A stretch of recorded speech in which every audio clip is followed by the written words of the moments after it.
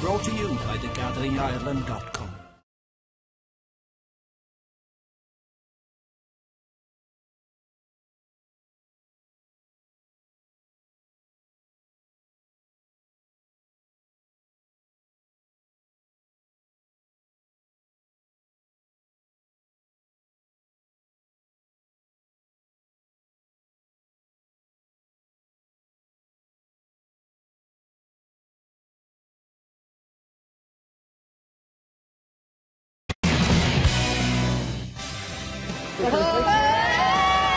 And we're going to have reaction from the Kerry and Cavan managers later in the programme, but our focus now has to be Donegal, the reigning champions here in Croke Park against Mayo. And we're going to hear from the managers in a couple of moments, David Brady, but what's your view of the way the two managers have been carrying on this week? I suppose that's it, Matt, it's carrying on. Jimmy's spinning matches and James is spinning it right back. I think it's refreshing to see managers, talk about some issues that are always put under the carpet, and there's no real honesty in the managers in the last few years. It's all, oh, they're a great team, that's a great team. In all fairness, Jimmy was looking for protection. We'll see what he get it here from Joe McQuillan. But at the end of the day, Matt, it's all about now. The question marks are going to be answered. But what I think this week did, it probably... A lot of the questions weren't asked about the Donegal team, the likes of Andy Moore and the Mayo team. Is he 100% fit for a game like this? I think that deflected away from these two teams have a monumental game ahead of them now, and there is some serious frailties in both teams. But the best team is going to win, I hope. And Joe McQuillan, I hope he's not involved in the game. Well, indeed, there are big pressure put on the manager. Sorry, the referee. Sorry. Well, the referee. I mean. There's a bit of baggage there. I suppose the first 10 minutes will be crucial for this ref, to get a handle on it. But I mean, if there's ever going to be a kick in Donegal, I mean, they've been written off as All Ireland champions. Now's the day, and I can see a kick. I can see a bit of a kick coming from Donegal today. Yeah, and again, they have memories of Croke Park. They've won the All Ireland final here. This is their first time back in a big game competition. They got relegated in the league, but you know what? In a dying dog, there's always a kick, and Donegal I'd be fearful. Okay, let's hear from the managers. They've been talking to Kieran McSweeney. Well, James, there's been lots of talk, lots of headlines, but the time for talking is nearly over. Yeah, thankfully it's nearly game time now, so we're prepared well and we're really looking forward to it, and looking forward to 4:15 now and playing football. Both managers have been accused of trying to get inside the referee's head, mind games. Has it been a distraction of any sort? Not at all, it's a bit of fun. Refs are too smart for any of that kind of carry on, so we're just looking forward to having the game now, and giving as good account of ourselves as we can. Obviously, it's a huge test. A repeat of last year's All Ireland final. Will that spur you on, that defeat? It's obviously a memory, but today isn't about revenge or anything like that. It's about playing as well as we can, and hopefully that'll be good enough to get us through the game. But as I said, we prepared well. Spirits are good, so it should be an interesting game. And I should just check very quickly. The views you've just expressed, they're your own. They're no one else's. Yeah. No, Kieran isn't available for any comment today, so our sports psychologist knows, so they're all my own thoughts, yeah. Jim, lots of talk about mind games, about managers trying to get inside referees' heads. Time for talking is nearly over. Well, let's hope so, yeah. I suppose there was, all right. From my point of view anyway, the comments that I made last weekend were based on the fact that we felt that we had to protect our players, and I make no apologies for that, Kieran, now or any time in the future, to be honest with you. For us that's the most important thing, and that was the way it was raised. It was raised in a serious issue in a serious forum, and hopefully now that we'll see a bit of that today. What's the mood among the players like ahead of this big match? Oh, very good. Obviously, it's quarter-final stages now. Croke Park, I think the game is sold out, so it's a great occasion, and obviously the chance to progress to the final or the semi-final, I should say, and that's something we want to try and do, and hopefully now we can put in a performance worthy of the occasion today. Got the show back on the road last week against Leith, but how much of a step up again will it be this week? Well, obviously, there's a lot of talk about Mayo and possible contenders to win the competition, and I suppose from our own point of view, we had to get back on the horse last week, and we done that, and we're moving forward, I think, as a group at the moment, and that's important for us, and we go into the game believing we can win the match, and we've got to take that now into a performance, and if we get a performance we'll be very happy. Last year was a very, very special occasion. We're expecting another great occasion today. We have the throw-in coming up here on 3 next.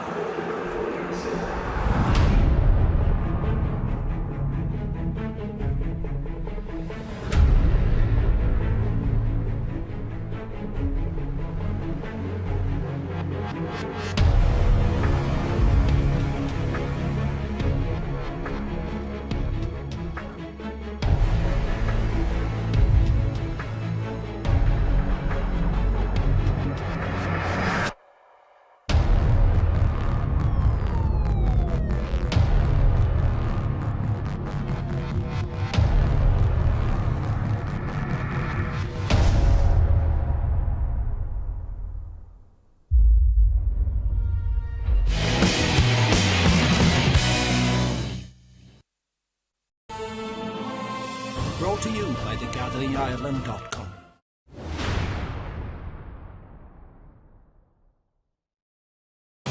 The GAA is at its best on Premium Sports. He scored a wonderful goal! As we bring you Ireland's national games with all their passion, intensity and fierce rivalries. He's got it right, he's put it over the bar!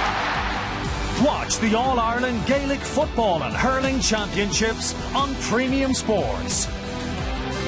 Visit premiumsports.tv to order coverage today.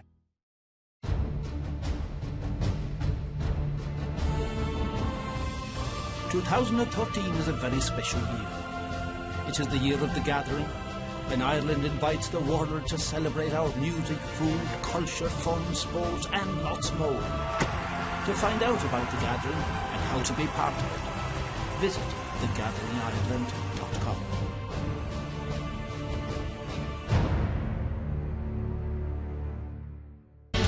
Visit premiumsports.tv to find out more about what we offer, to get the latest sporting news, and to find GAA clubs near you. Visit premiumsports.tv now.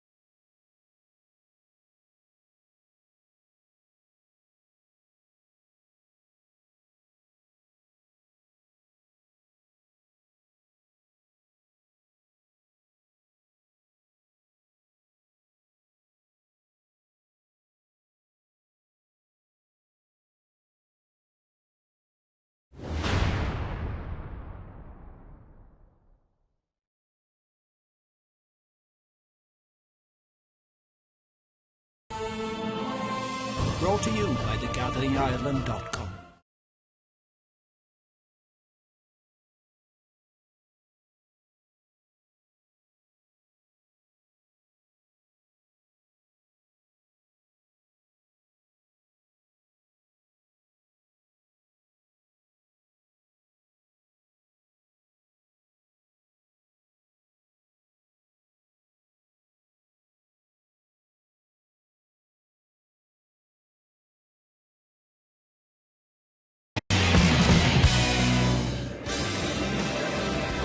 The tension is building. Another fantastic occasion awaiting us as Donegal, the champions, defend their title against the team they beat last year, Mayo. But Liam, how different is it this year for both of these counties coming in? Well, I mean, for Donegal, as I said earlier, it's totally different. They're defending All Ireland champions. Now, I don't think they've realised that at all this year, and that's been their biggest mistake. I mean, Jim McGuinness talks about offering his players protection. When you're defending All Ireland champions, your job is to make sure that opposing teams need protection. You know, you lay down the law. You know, you're the boss in town, and he doesn't seem to get that. Now, I thought both managers were like mass servers there in their pre-match interviews. That's always typical. And for James Horan to talk about this is not a game in which he's seeking revenge is absolute poppycock. You know, this is all about revenge for Mayo, and they don't care how they win this game. David, is that all the talk of Mayo this week? Revenge for last year? No, it's not. But anytime you're going out, Liam, you definitely want to win the game. You don't care how you win it. Every game is a must-win situation. But I suppose the big thing is I've seen how Mayo have progressed since the last 12 months. You know, especially in the last 3 or 4 months when the likes of Alan Dillon, you know, Andy Moran, Killian O'Connor, these boys have all come back now at the right time. Where I see in the Donegal side there's negatives with Mark McHugh. I have seen a miracle. Dara, Liam, we all played. A 5 centimetre tear in your thigh is impossible to repair in 2 weeks. Mark McHugh was out there. Mark McHugh is going to play a part in this game, and it's you know, there's injuries and there are injuries, but that's a miracle to me. If you weigh it up, man, if you were both managers there, and particularly James Horan from his point of view in a Mayo, I mean, Mayo have been so close so often, and I don't think it comes into Donegal, comes into the equation at this stage, because if you look at it, this is the last game over the weekend of 4 big games, and this is the last game. You look at it, to have Mayo, in my opinion, have never had a better chance to win in All Ireland. I've just been told Mark McHugh is starting for Donegal. See, Mances and Jimmy McGuinness is on about looking after his players. He's had a concussion 2 weeks ago as well. He had a perforated eardrum and a 5, Jimmy said it, not 5 millimetre, 5 centimetres. Well, it just shows, doesn't it, how important he is to this Donegal team, that they don't have the strength and depth to replace key players. Well, we've seen that already this year. I mean, you know, I'm just told Carl Lacey's on the bench. Yeah, when you are defending All Ireland champions, it's all about the first 15. I mean, you know, that's your core team. But I would question David when he says that, you know, Mayo have progressed, and then he says that Andy Moore and Alan Dillon are back from injury. I mean, bringing lads back from injury isn't progress. And I still think Mayo are a cold team going into this match, and I think they're going to have to go from 0 to 60. I also think that, you know, they're going to have to meet Donegal in a really physical battle, and they're going to have to lay down the law in the first 15 minutes. Well, the problem with McHugh coming in there is it's going to be difficult. But the reason for that being is I don't think Jim McGuinness have extended their panel much. I mean, you're looking at the same personnel. We said it earlier. It's the same personnel you're going to. So unfortunately, he has to go back to the well. It's going to be very, very, very interesting. Watch the likes of Keith Higgins now purposely going to right half forward, Mark McHugh, and say, right, if he has a tear of any sort, he's going to test it out. That's going to be a fascinating matchup because it's going to happen to a degree. The high ball is going to go in on top of the Mayo full back line because in their own heads they know they're capable, but they won't know it fully. I don't want the confidence to do that. Can Donegal start like they did last year?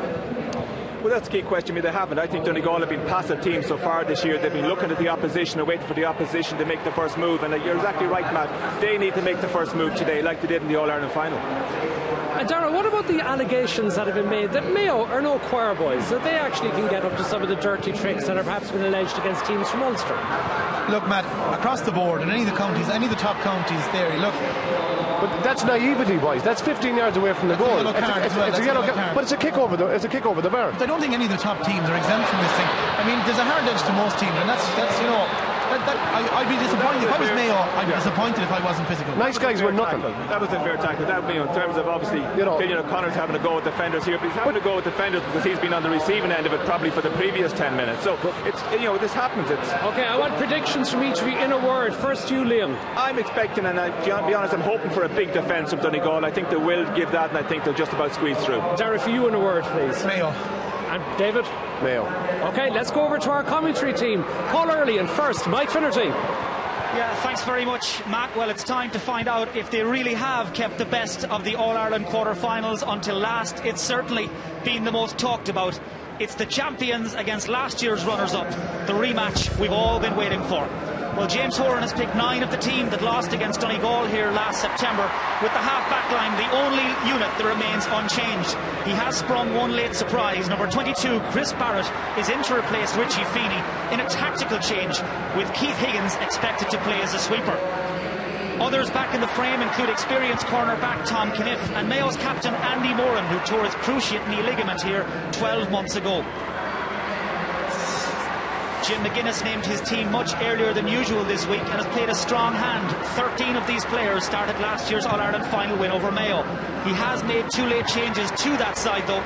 Mark McHugh starts wearing 28, replacing David Walsh, and Carl Lacey drops out with Declan Walsh in again to replace him. 19-year-old Ryan McHugh is named at centre forward. Donegal's captain is full forward Michael Murphy. Well, Donegal used Martin McIlhenny and Leo McClune last weekend. Barry Moran, who's recovered from injury, provides midfield cover on Mayo's bench. It's the All-Ireland Senior Football Championship quarter-final, Donegal against Mayo, and it's next, live here on 3. Brought to you by thegatheringireland.com. Visit premiumsports.tv to find out more about what we offer, to get the latest sporting news, and to find GAA clubs near you. Visit premiumsports.tv now. Brought to you by thegatheringireland.com.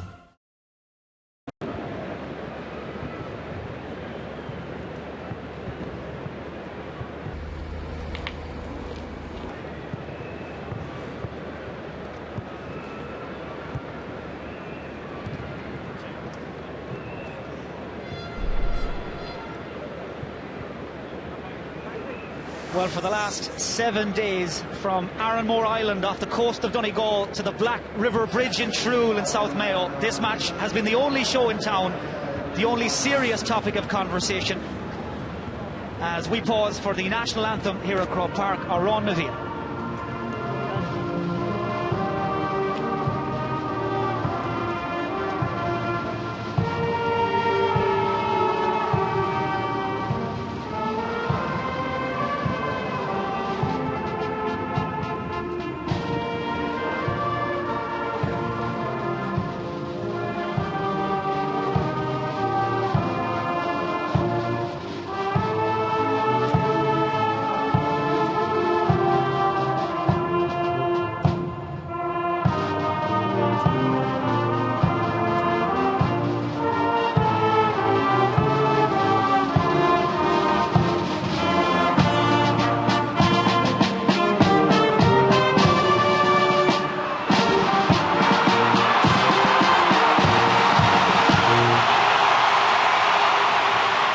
Beautifully done, as always, by the Artane band here at Croke Park. There's our match referee, Joe McQuillan from County Cavan. He took charge of the All-Ireland final 2 years ago. And he is assisted today by Maurice Deegan, very experienced referee in his own right. And also Pádraig O'Sullivan from Kerry. Well, it's only the 3rd time these two counties have met in the Senior Football Championship. Donegal have won the previous 2 meetings. And there's a crowd of around 50,000 people here at Croke Park to watch this latest episode. Paul Early, so much talk in the build-up, too much talk perhaps. What kind of a game are we going to get? Well, it's going to be fascinating to see what the variables are in this game and how both teams approach the first 10 minutes in particular. I think it wouldn't really surprise me to see Donegal revert back to the ultra-defensive system they adopted against Dublin in the infamous semi-final a couple of years ago. I think Mayo will want to get ahead early on, and they'll throw everything at Donegal, because that's one of the factors, it appears, that will help to defeat Donegal. Well, as the tagline says, let the battle resume. Donegal, by the way, won the toss, and they've elected to play into Hill 16 in the first half. Both teams playing in their traditional colours, and Donegal on the ball right from the throw-in. In case you joined us late, Jim McGuinness bringing 2 late changes. Declan Walsh in at centre-back for Carl Lacey, and Mark McHugh starts up front. Ryan McHugh delivering this first ball in, taken confidently by the Mayo change, Chris Barrett. He's gone in at corner-back as we expected, and Keith Higgins, we believe, will play in a sweeper role, much similar to Mark McHugh for Donegal. McLaughlin goes long in towards Cillian O'Connor. First touch for the 2-time Young Footballer of the Year, and he flashes that shot up and over the bar. A minute gone, Mayo lead. And so important to get a score on the board early on, and a great crossfield pass from Kevin McLaughlin. He does that regularly. Perfect height to the pass, and wonderful start for Cillian O'Connor. Hasn't scored too many scores from play over the last couple of years, other than the 3 magnificent goals against London, but a great start for Mayo. Fine take in the middle of the field by Neil Gallagher, but he had jostled his way into space. Joe McQuillan's whistle had sounded. Gallagher was fouling his direct opponent, and Mayo will have the free. Well, it will be fascinating just to see how these two teams set themselves up in these early stages as Mayo go on the attack once more. Alan Dillon turns inside to make an angle for himself. That looks good. Mayo have hit the ground running. 2 points inside the first 2 minutes. And it's the Ballintubber duo of O'Connor and Dillon who find their range. This is a huge start for Mayo. I can't remember when Donegal have conceded scores, any score in the first 2 minutes, never mind 2 points. Give the Mayo forward line a huge level of confidence. As I said at the start, I think Mayo are going to go at them early on. I said get ahead. Donegal, even though they haven't been playing well, have only conceded an average of, I think it's 9 scores per game, so their defence has been good, but Mayo have certainly exposed it early on. And Mayo starting with great purpose around the middle of the field, and they win possession once more from that Donegal kick-out. Cillian O'Connor, man who's nursing a shoulder injury, right in the thick of it there from the start. This is Lee Keegan taking up an advanced position. Dangerous ball. Durkin leaves his goal, and Durkin gets there. The all-star goalkeeper solid as a rock under that first dropping ball. By the way, in terms of matchups in the Mayo full back line, a major source of debate in the lead up to this match. Chris Barrett is taking up Colin McFadden. Ger Cafferty has tagged Michael Murphy, and Tom Caniff is following Patrick McBrearty, certainly in these early stages. And here is McBrearty, man who celebrates his 20th birthday tomorrow, trying to take Caniff on the inside. McBrearty makes an angle, an ambitious shot, and that's the first wide. But it has been a frantic start. Yeah, a big challenge there for Tom Caniff on Paddy McBrearty, who's improved considerably this year. Again, Mayo have kicked 2 high balls into the Donegal defence early on. Perhaps they see maybe a weakness in the full back line there that they can expose. Alan Freeman playing well, catching ball high in the air, scored a goal against London, scored well against Roscommon as well in the Connacht semi-final, so playing well at the moment. Colin McFadden dropping deep to get on the ball for Donegal and linking up with Ryan Bradley. First chance for him to take on Lee Keegan. Numbers counting for very little in this particular quarter-final. Kevin McLaughlin nips in to win it back for Mayo, and now they move the ball quickly, too quickly. Alan Dillon just rushing the pass, not on the same wavelength as his inside forwards, and away goes Mark McHugh. A major injury doubt, and that's a poor pass. Easy for Ger Cafferty. And here's Keith Higgins. He's wearing 4, but playing in a roving role. He's a very good footballer. And here he is again with his head up, finding Aidan O'Shea. Donegal get men in around the ball carrier. Back to Higgins, who is all alone. He's going to drop in there towards the end line, but well taken by Eamon McGee. But he's lost it on landing, and McLaughlin with a sleight of hand. O'Connor! First blood to Mayo.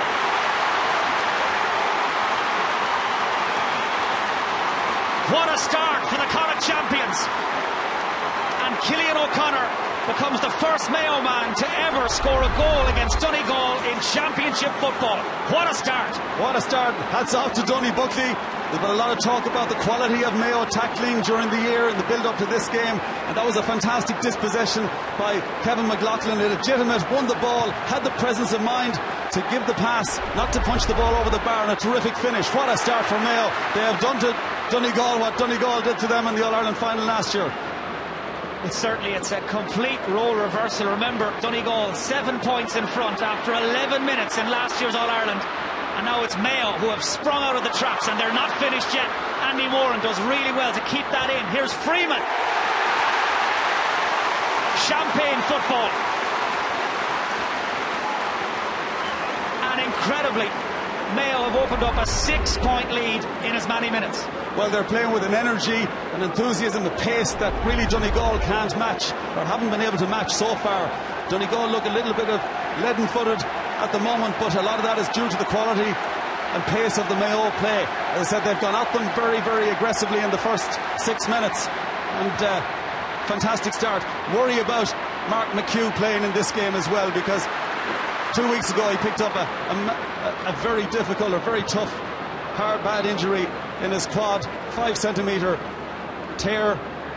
Know from experience that a quad injury takes so much time to heal, and 2 weeks later he's out here playing in an All Ireland quarter-final. We talk about player welfare. I just hope that this injury, which doesn't become a chronic problem for him, and that he has to be taken off later in the game, and that he's out for a longer period. Certainly Jim McGuinness, who has proven himself in the past to be a master innovator and a superb tactician, he now has his work cut out. Monaghan, of course, in the Ulster final, got out in front early, and Donegal unable to catch them. This is dangerous from Michael Murphy, and it bounces over Mayo's crossbar. It just hopped in that no man's land in front of Robbie Henley and behind Ger Cafferty, and Donegal badly needed that score. Well, certainly that was a ball. It was a centering ball. It wasn't a shot for a score, and Ger Cafferty was so intent on not allowing Ryan McHugh get a fist to it that it bounced over his head and over the bar. Important point for Donegal. Certainly now the All Ireland champions have to come out and play. Rory Kavanagh just trying to set something in motion, linking up with Mark McHugh, that familiar little sidestep to get away from Boyle. Has he struck it over? Indeed he has. 2 points in less than a minute for Donegal. Yeah, that was a fantastic score from Mark McHugh with the outside of the boot, angling the body away just to get the cut on the shot, and good recovery, good response from Donegal. Seamus O'Shea just getting a hand on that to flick it back to Chris Barrett. Down the line to Dillon, the playmaker, skips away from Anthony Thompson. He's got Lee Keegan making a run inside. Keegan tried to return the favour to Dillon, but the pass doesn't go to hand. We may have been expecting, Paul, or anticipating a very defensive approach, a very patient and tactical start. It's anything but. Anything but. I think what has happened is Mayo's good start has forced Donegal maybe to come out of the traps a bit earlier than they had anticipated. So far Colin McFadden has been playing out around the half-forward line. I see now they've switched in with Michael Murphy, so McFadden has gone into his more natural position in front of goal. Big hit by Aidan O'Shea on Frank McGlynn. Joe McQuillan has given a free against the Mayo midfielder. And certainly when Aidan O'Shea hits you, you stay hit. Yeah, absolutely. Shoulder to the chest, not allowed. I think the referee is going to give a yellow card for dangerous play on that occasion.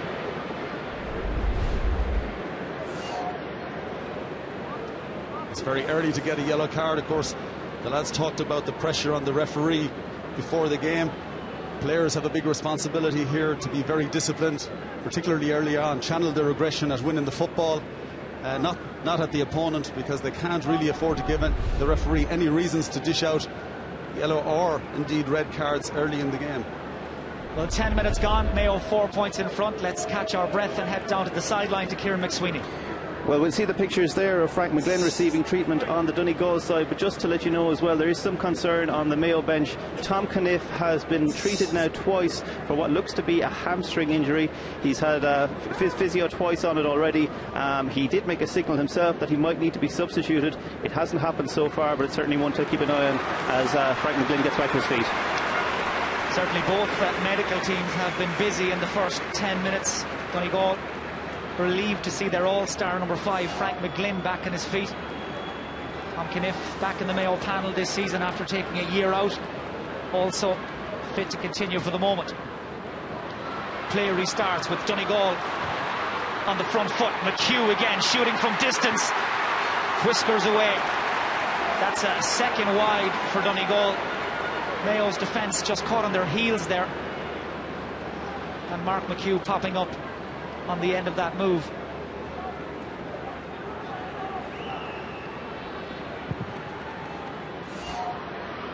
Rob Henley looking for his clubmate from Brafey, Aidan O'Shea, knocked down by Ryan Bradley to McGlynn, who's trying to run off that knock. Resets it back to Bradley once more. A very hard running half forward, unable to get inside Seamus O'Shea. This is Rory Kavanagh. He has Donal Vaughan for company, takes Vaughan on the inside, support from Chris Barrett, but Kavanagh was being held back and obstructed. Donegal have won the free in a very scoreable position. Yeah, it's interesting as well in the last few minutes. Mark McHugh has had 2 shots at goal. He's been marked by Keith Higgins. Keith Higgins playing at wing forward, trying to run with McHugh all the time, but wasn't successful on those 2 occasions. It's an unusual position, an unusual role for Keith Higgins. Has never really played in that position before. Played for 10 minutes in the Connacht final towards the end against London. So difficult role for him today. Michael Murphy on his 24th birthday kicks his 2nd point of this quarter-final. By the way, that goal from Cillian O'Connor was the first that Donegal have conceded in over 5 hours of football. The first goal Donegal have conceded, in fact, in this year's championship. And what a crucial score it could yet turn out to be. Right now, it's all that separates the teams as Keith Higgins is in to win possession back for Mayo. Times his run to take the pass from Dillon. Vaughan is inside. Vaughan gets there. Vaughan! A second Mayo goal.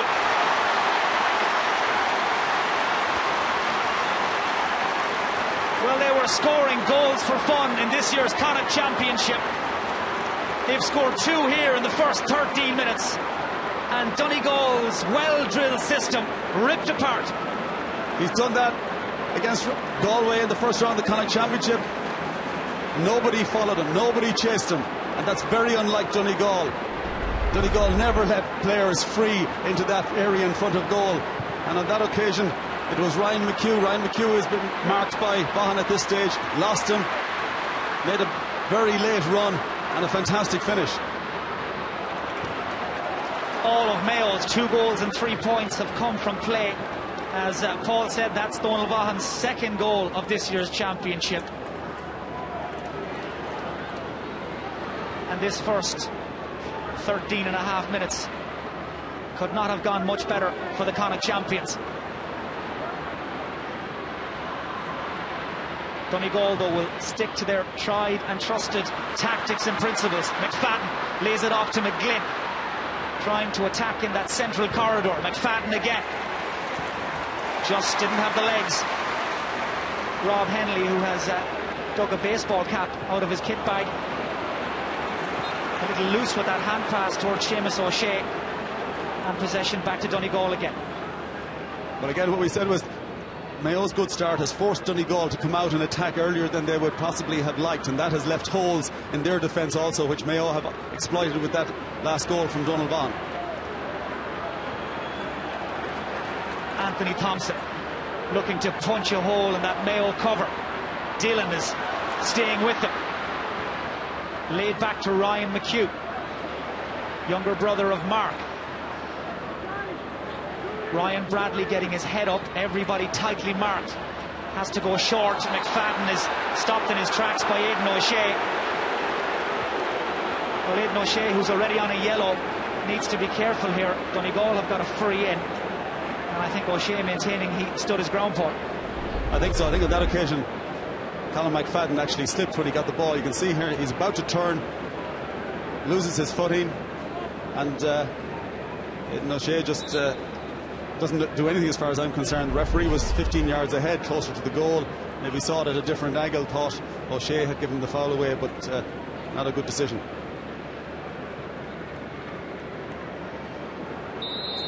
So much debate and conjecture as well coming into this match about whether Mayo would be fresh from their canter through Connacht or perhaps undercooked ahead of a big match like this. Donegal, by contrast, this their 3rd match in the space of 2 weeks.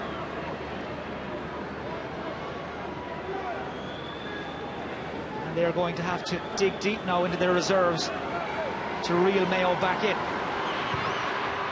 Murphy hitting this one off the carpet. Sweet as you like. 3 points for Michael Murphy. Gap is back to 5 points, 16 minutes gone.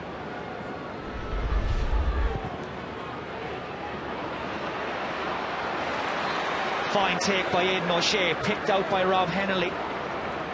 O'Shea not getting up immediately.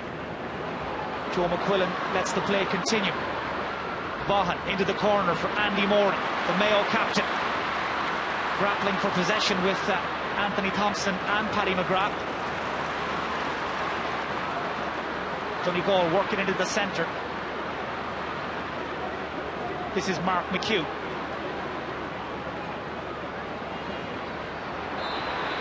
Kevin McLaughlin, the nearest Mayo player to him. Referee has blown for a free.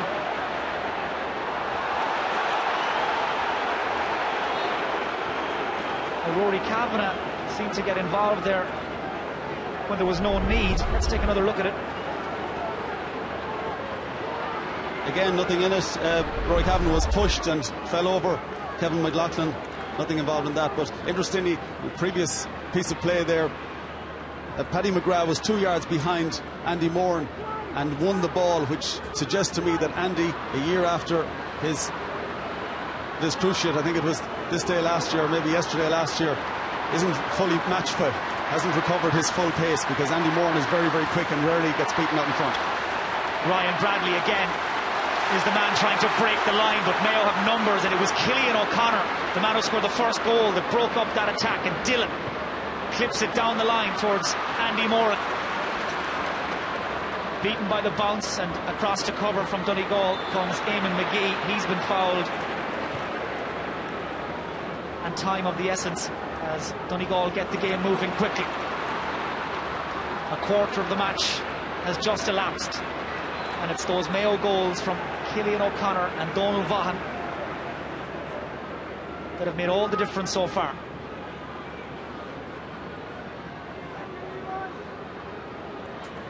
Michael Murphy dropping deep. This is Frank McGlynn. Mayo have dropped Lee Keegan back in front of their own full back line just to cut off that avenue for Donegal. Michael Murphy needs to keep this short.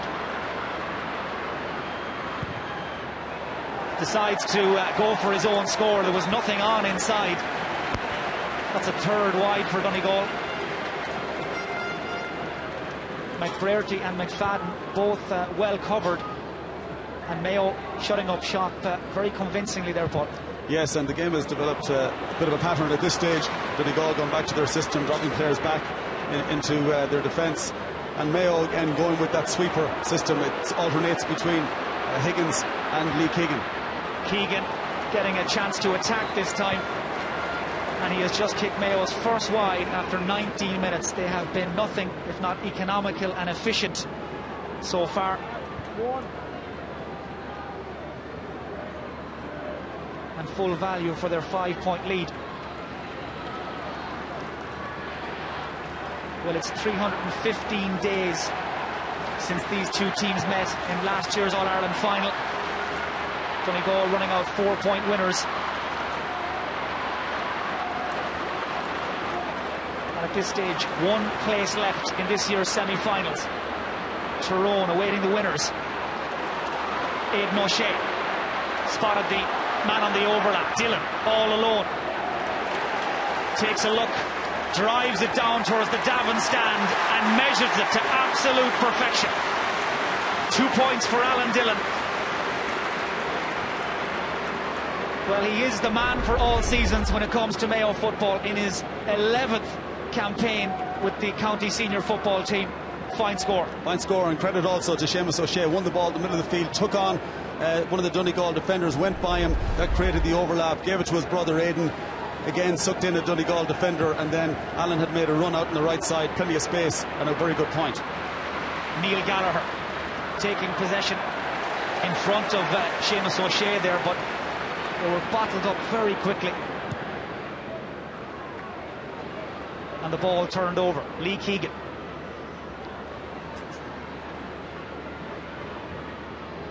Continues his run to take the pass from Alan Dillon.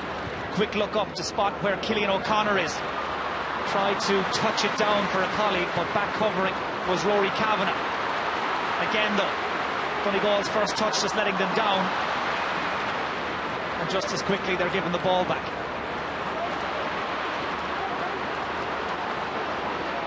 Ryan Bradley, the Donegal wing forward from Buncrana, just held up initially.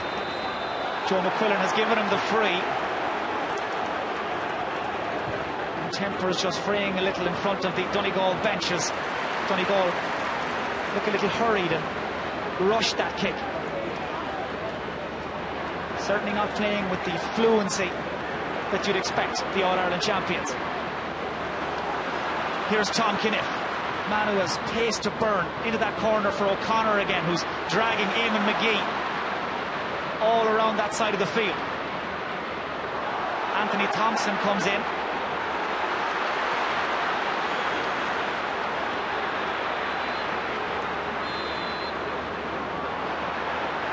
Well, that was a very scrappy passage of play. Maurice Deegan, the linesman, has come in just to pull a few players apart, as Carl Lacey, last year's Footballer of the Year, warming up in front of the Donegal bench. And I don't think it would be any major surprise, Paul, if he was to come in sooner rather than later. Yes, that's right. Carl Lacey, terrific player, but I wonder about his fitness. He hasn't been fully fit all year. Has had two operations, a hip operation early on in the season, a knee operation then during the season. Certainly not the player he was last year, so whether he'll add something to this game or not remains to be seen. Michael Murphy just in the act there of passing that ball off to Ryan Bradley, was awarded a free by the referee. Here we can see why. It was Keith Higgins that got wrapped up in it with a bit of help from Colm Boyle. And Donegal are making that change. Carl Lacey into the match after 23 minutes. And it's Anthony Thompson who's been withdrawn. Lacey, who has been struggling with a knee problem in recent weeks and months. Not fit enough to start against Laois last weekend. Also pulled out of the team here just before the start. But needs must for Donegal now.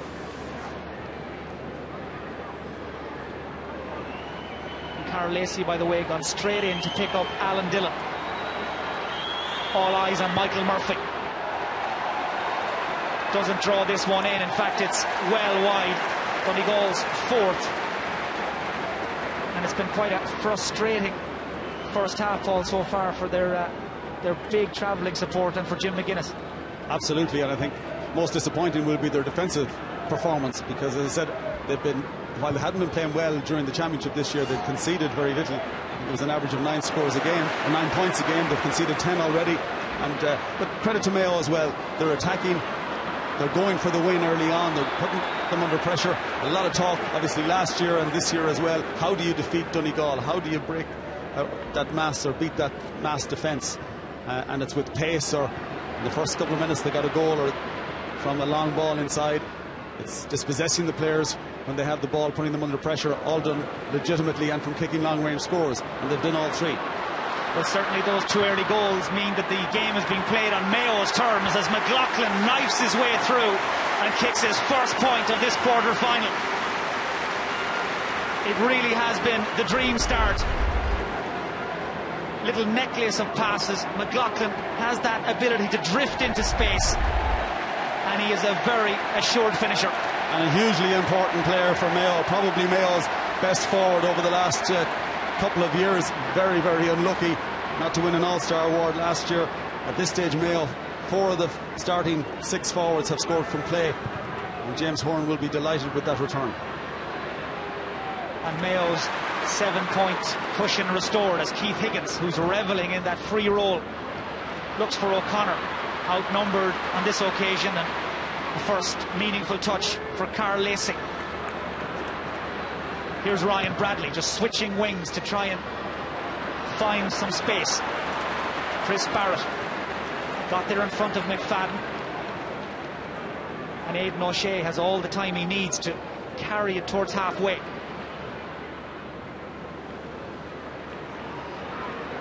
Higgins again.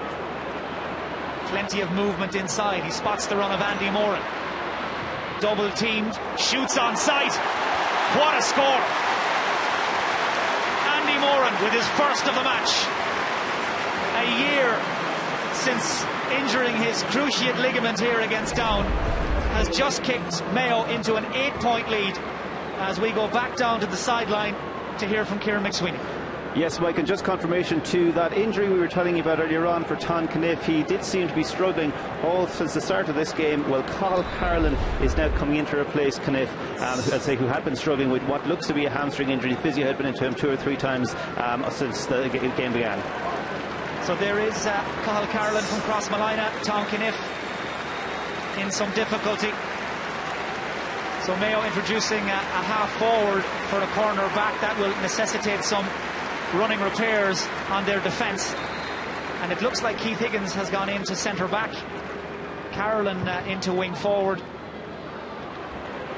And away we go again. Yeah, Keith Higgins has had a big influence in the game in the last 4 or 5 minutes. Has had 4 or 5 possessions and now is gone back to mark Michael Murphy, with Colin Boyle being the sweeper. Rory Kavanagh drilling it in towards the edge of the square, but Ger Cafferty assured at fullback. The all-star number 3 tidies it up, and it's Seamus O'Shea to complete the clean-up job. Mayo bidding today, of course, to book their place in their 3rd successive All-Ireland semi-final. Likewise Donegal. They are 2 of the title contenders. Donald Vaughan recycled to Kevin McLaughlin. Had to think very quickly there. He's picked out Alan Freeman. Lovely, stylish footballer. And that's an excellent score. Alan Freeman from Ahamore with his 2nd of the match. And it's all coming so easy. The ball in is being delivered just as the inside forwards would like. And they look razor sharp. Well, what's really noticeable is Donegal's full back line behind their men all the time. Last year in the All-Ireland final, in the whole championship series last year, you rarely saw a Donegal member of the full back line being behind their men. They were out in front all the time, and 5 of Mayo's forwards now have scored from play, and they're moving the ball very, very swiftly from the midfield area into attack, and very composed with their passing. Well, certainly their coach Donny Buckley has been working long and hard on the training ground in recent months in anticipation of a matchup with Donegal. Came a little earlier than Mayo would have expected, but tactically they look to have got this so far spot on. 2-7. All of Mayo's tally, by the way, have come from play, just 1 wide. And for James Horan, Paul, it has been the perfect half so far. Perfect half, and credit to him as well. As I said, he went for it from the start. Maybe identified, as I said earlier on, perhaps what he perceived was a weakness in the Donegal full back line. Kicked a few high balls in that they won. Alan Freeman is causing problems in the full forward line. He's leading well out in front. Andy Moran got a good score there that gave him a big boost in his first full game coming back after that serious injury. Their movement is terrific around the middle of the field. What's impressive as well is they're not holding the ball very much. They're switching the play. Angles of running are impressive, and they're switching the play to the wing as well, where the space is, and stretching the Donegal defence. So a really good start for Mayo. They look to have the pace on Donegal at this stage, and the confidence that goes with that. Alan Dillon just feeling the effects of that challenge of Michael Murphy's. 14 minutes now since Donegal's last score, 20 minutes since they hit the target from play, and they are chasing down at the moment a 9-point deficit. Lacey trying to feed it in towards McFadden, the go-to man, but he has been well contained by a couple of Mayo defenders every time he makes his move. Here's Donald Vaughan, plays his club football in Ballinrobe. Inside to Barrett. And Dillon, again, he finds the space. He knows every nook and cranny of Croke Park. And the hand of McFadden knocks that out over the line. Well, Alan Dillon, in the first half an hour, has made light of those injury problems that have dogged him in recent months. And he has pulled most of the strings in that Mayo half-forward line.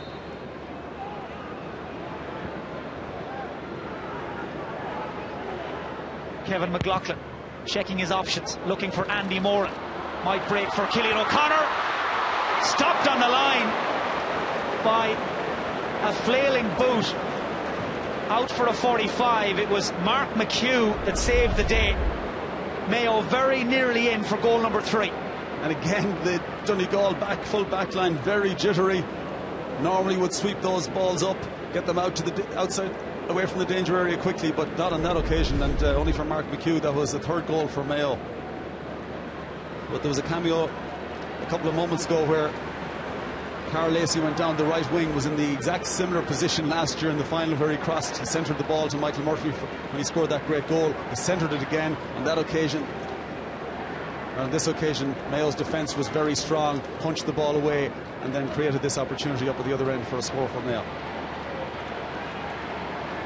So Cillian O'Connor, a goal and a point to his credit so far. He's Mayo's leading scorer in the championship with 4 goals and 10 points. This is first 45, and absolutely nothing wrong with that. Hit a few memorable 45s against Dublin here in last year's All Ireland semi-final into the hill.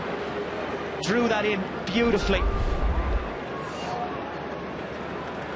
And now it is a 10-point lead. And I don't think Mayo have kicked a wide yet in this game. They had maybe 1 wide. So 11 shots, 10 scores. That's a phenomenal return. They look fresh. Obviously they haven't had a huge challenge in the Connacht Championship. They certainly look very fresh. Those players that you were concerned about, Mike, coming into the game with injuries that hadn't had a lot of match time, a lot of game time, are doing very well at showing out in front. And as I said, James Corn will be ecstatic with this performance. Alan Dillon fouled by Paddy McGrath. And Dillon is certainly back to his best in this first half, and he is causing major problems for that Donegal drift defence. That's a yellow for Paddy McGrath. And they're finding it very, very difficult to pin him down and get a handle on him, Alan Dillon. Absolutely. He's played a very experienced role. He's moving out to the wing quite a bit, finding the space. But a lot of the reason for that is that they're on top in midfield. When the ball hits the ground, they're picking up the breaks. They've won a lot of the Donegal kickouts. Aidan O'Shea is playing a very composed, assured game. He's doing the simple things well. When he wins the ball, he's just getting other players into the game, and that's having a big impact. And the referee is moving the ball forward now because Michael Murphy and Rory Kavanagh were too slow to retreat. And this makes the opportunity a lot more straightforward for Cillian O'Connor.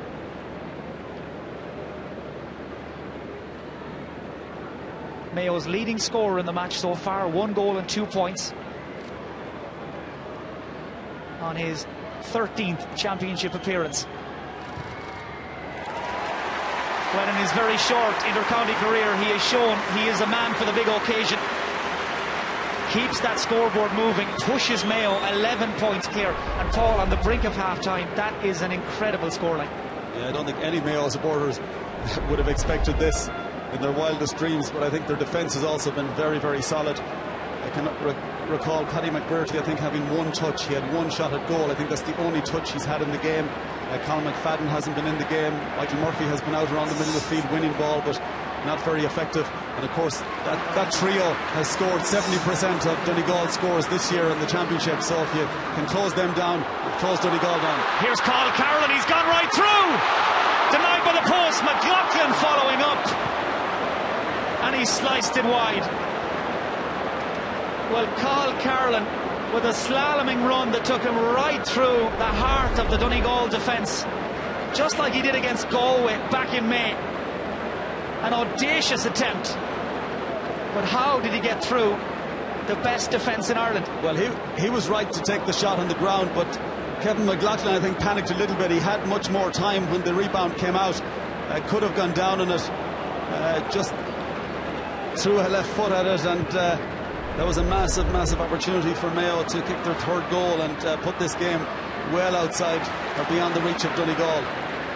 Another systems failure in the Donegal defence, and once more Mayo win possession from the Donegal kick-out. It was Alan Dillon that got in to win that dirty ball. Here's Colin Boyle, the dynamo from Davits, cutting through, Boyle off his left.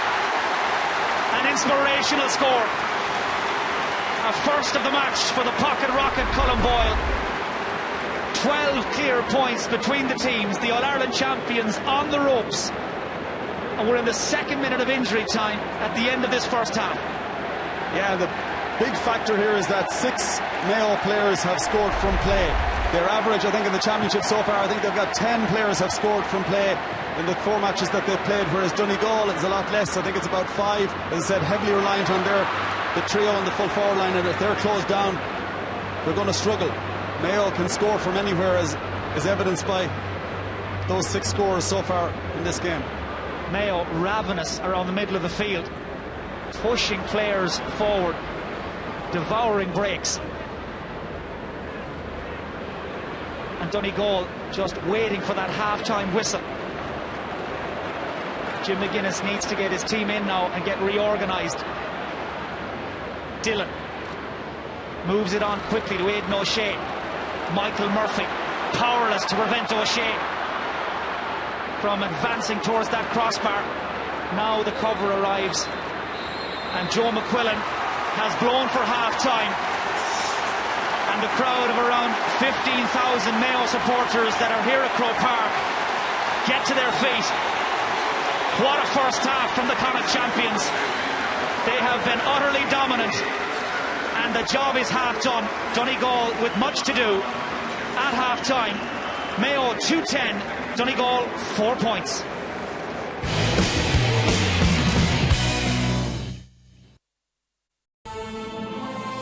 Brought to you by thegatheringireland.com.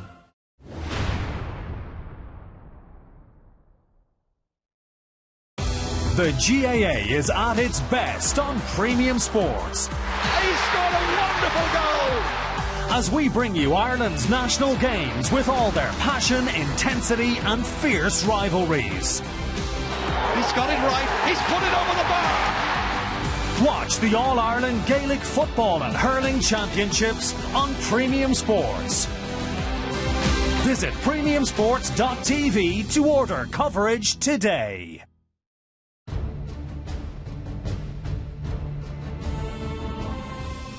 Two 2013 is a very special year. It is the year of the gathering, when Ireland invites the world to celebrate our music, food, culture, fun, sport and lots more. To find out about the gathering and how to be part of it, visit thegatheringireland.com.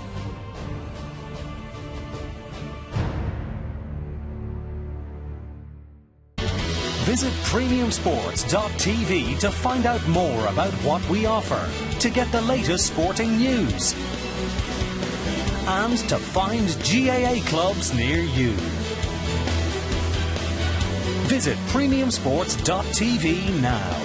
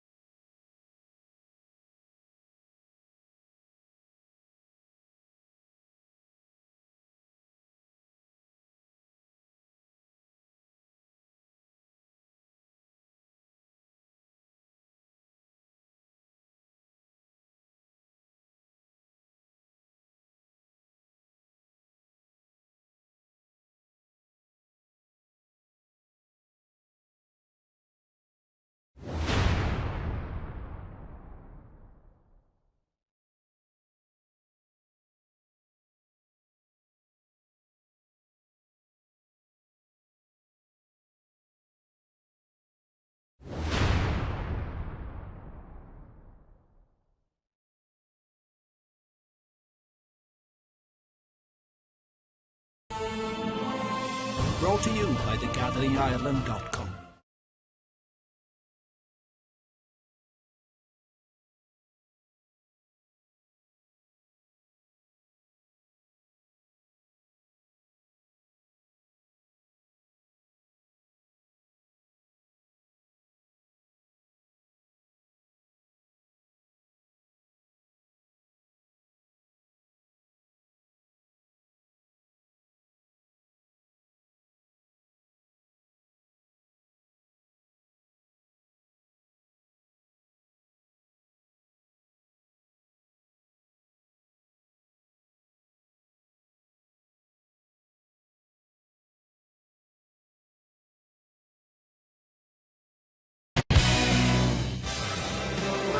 What a stunning first half performance by Mayo here in Croke Park. Donal Vaughan with the second goal for Mayo as they have torn into the All Ireland Champions Donegal, the team that beat them here in Croke Park last September. And no wonder those Mayo are absolutely delighted.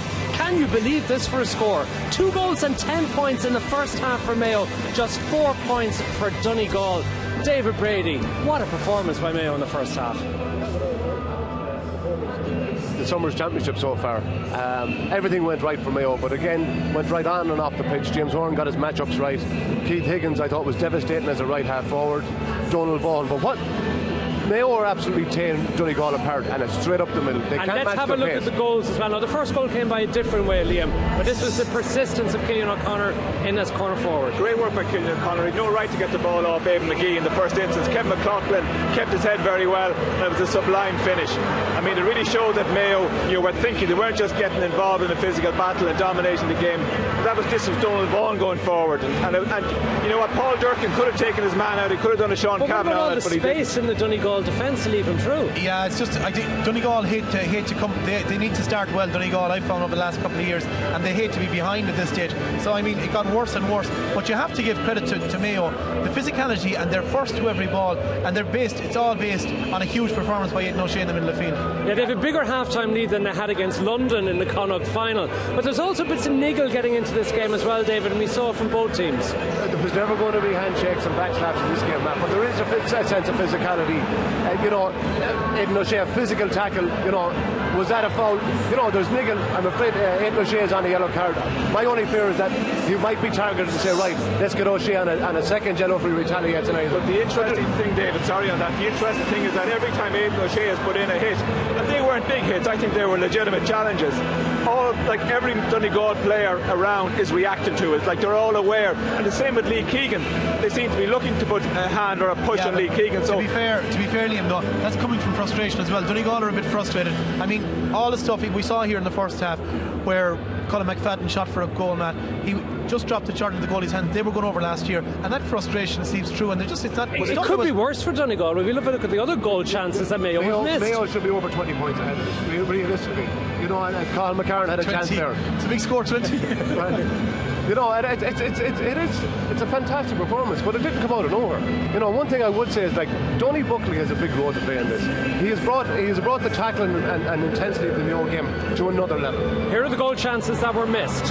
This was a Cillian O'Connor chance again. It could have easily gone in. But Cillian O'Connor has just been made available, and it was the final chance. Unlucky to get Ken McLaughlin. Probably should have done better with the rebound, but having said that, David is talking about the Mayo performance, and it is exceptional, but the other half is that Donegal are off the pace. They've been off the pace at the start of the year, and we're going to have to talk about that when we come back after this.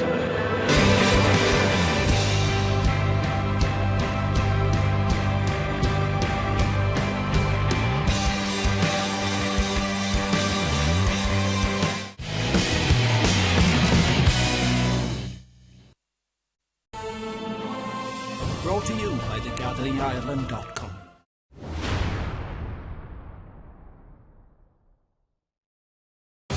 The GAA is at its best on Premium Sports. He's scored a wonderful goal! As we bring you Ireland's national games with all their passion, intensity and fierce rivalries. He's got it right, he's put it over the bar! Watch the All Ireland Gaelic Football and Hurling Championships on Premium Sports. Visit premiumsports.tv to order coverage today.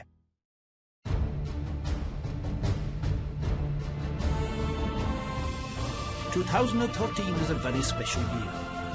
It is the year of the gathering, when Ireland invites the world to celebrate our music, food, culture, fun, sport and lots more. To find out about the gathering and how to be part of it, visit thegatheringireland.com.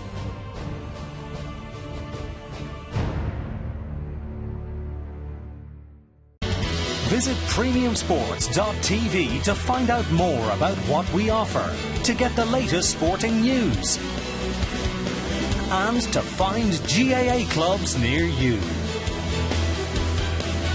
Visit premiumsports.tv now.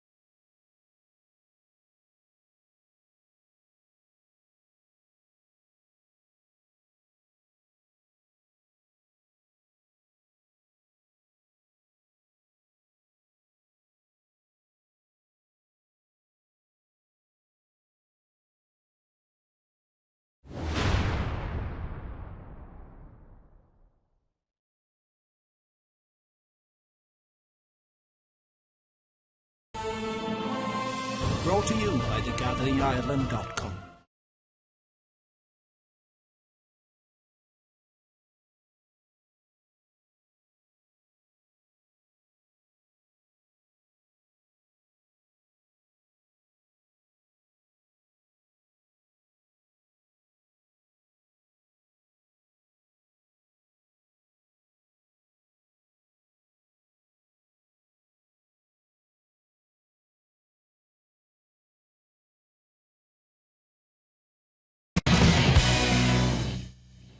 We're down to the business end of the championship season, and with thanks to Chill Insurance, big supporters of the GAA, we're giving you 4 chances to win a pair of VIP tickets to the All Ireland Hurling Senior Semi-Final between Cork and Dublin at Croke Park on the 11th of August. It's all thanks to Chill Insurance. We'll take it from here. To be in with the chance of winning this prize, text GAA to 57199 or call 1550 999 091 and answer this question. In which year did Dublin last win an All Ireland Senior Hurling Championship? A. 1938, B. 1968, C. 1998. You need to be 18 or over to take part. Terms and conditions apply.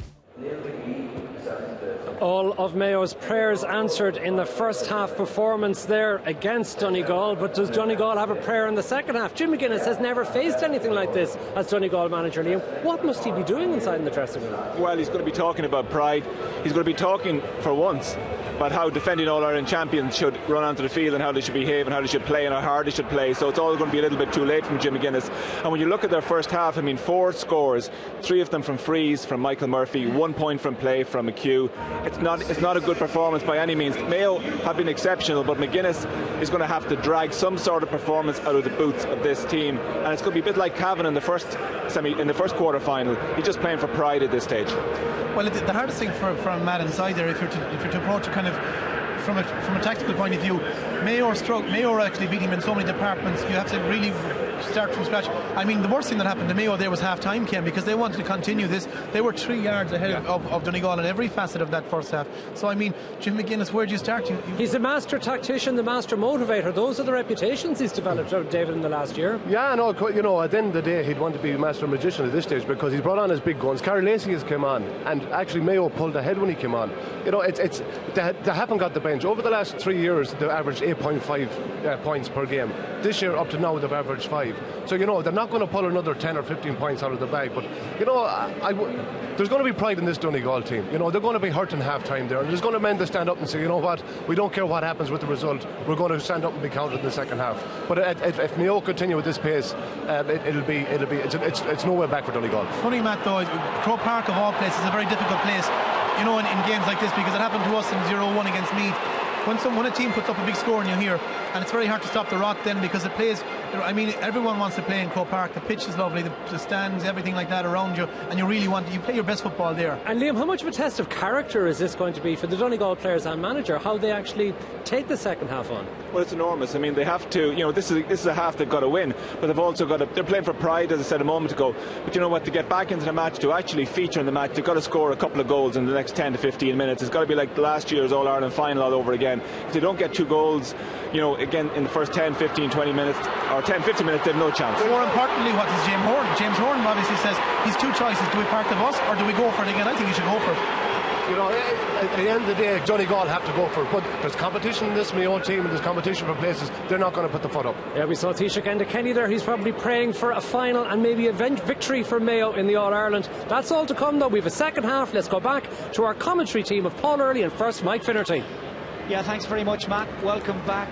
Crowd confirmed at half-time, by the way. 63,466 people here at Croke Park for the double-header. Kerry beating Cavan in the curtain raiser, and Mayo 12 points up, turning around for the second half with that one semi-final place up for grabs. Donegal have made 1 change at half-time, by the way. Number 21, Martin McElhenny, is into their forward line. We'll confirm who's been withdrawn as soon as that information makes its way to us, but Martin McElhenny certainly out there. And the reigning All-Ireland champions with much to do. 35 minutes remaining in this quarter-final.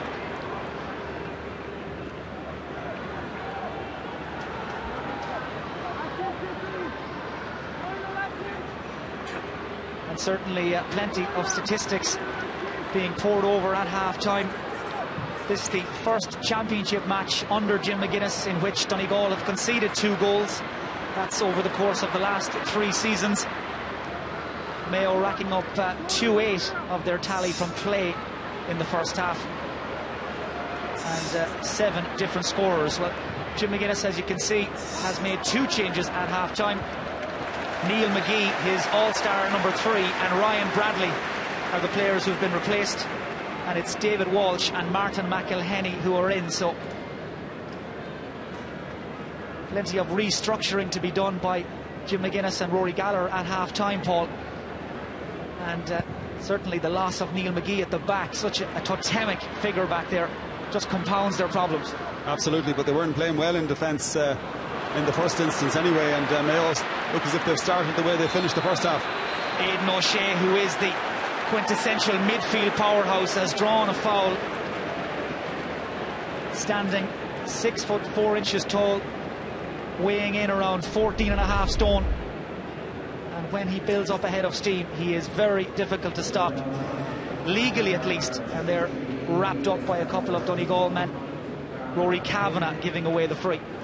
Yeah, he's a very powerful player, and when he gets the ball, he's on the move immediately, and he doesn't lose the ball as well when he's been tackled by a couple of players. Very powerful, and I said today, every ball he's got, he's used it very effectively. And here's another stat for you, Mike, as well. When you talk about stats, London actually have scored more than Donegal and conceded less than Mayo in the first half of the Connacht final. Can you believe that one?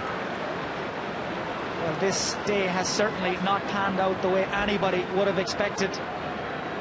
Certainly not Donegal. That free, by the way, has been missed by Kevin McLaughlin.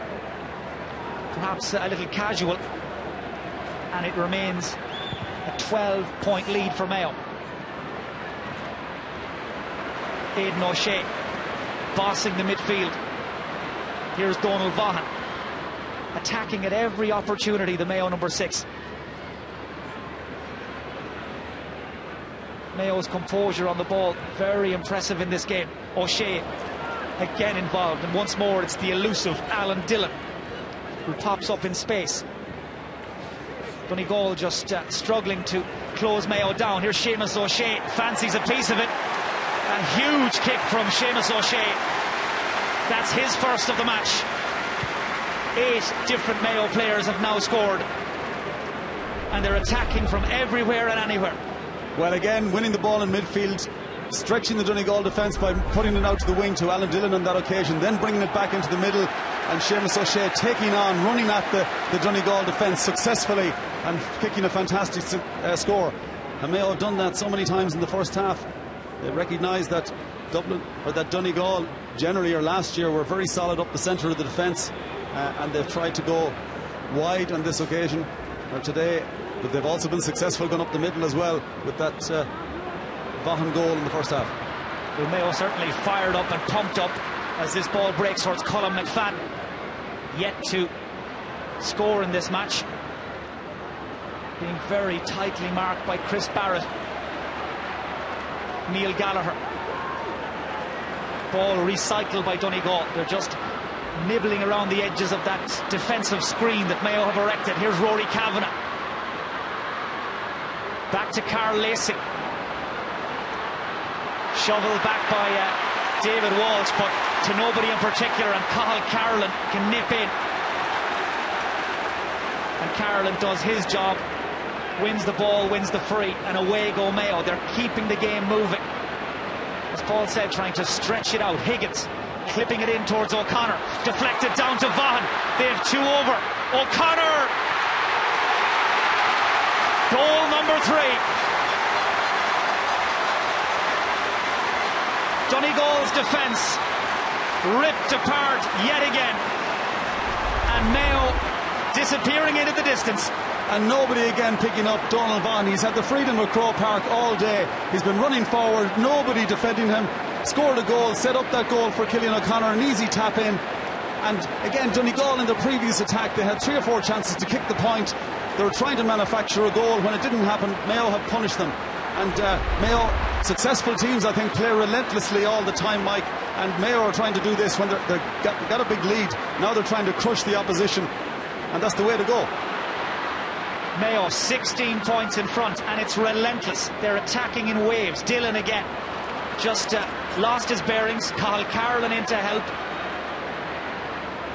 and once more the right man in the right place is Aidan O'Shea, having one of those days. Steps by Ryan McHugh as if he wasn't there. Colin Boyle, a little show and go. McLaughlin, one-touch football. Keegan, surely he couldn't. Saved by Durkin.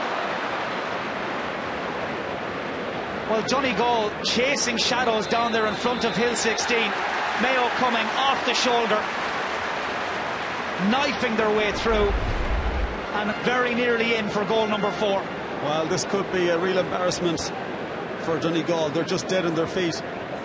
Mayo forwards just toying with them at this stage. In fact, on that occasion, Lee Keegan should have probably put the ball over the bar, because it was a difficult opportunity. Tried to go outside the goalkeeper, just keep the scoreboard ticking. But Donegal, their heads are down, and Mayo are just rampant at this stage.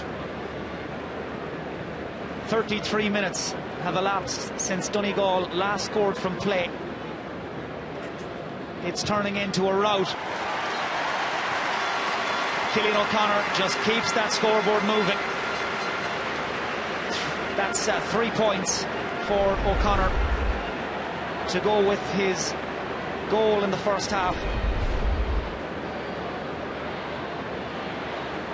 of course, his second just a few moments ago. The two-time Young Footballer of the Year in flying form. Well, we wondered coming into this match whether Donegal would be battle-hardened by their exploits in Ulster and that game against Laois last weekend, or perhaps battle-weary.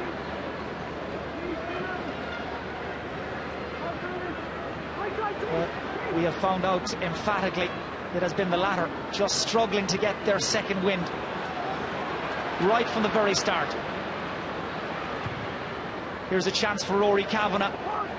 At this stage, anything would do.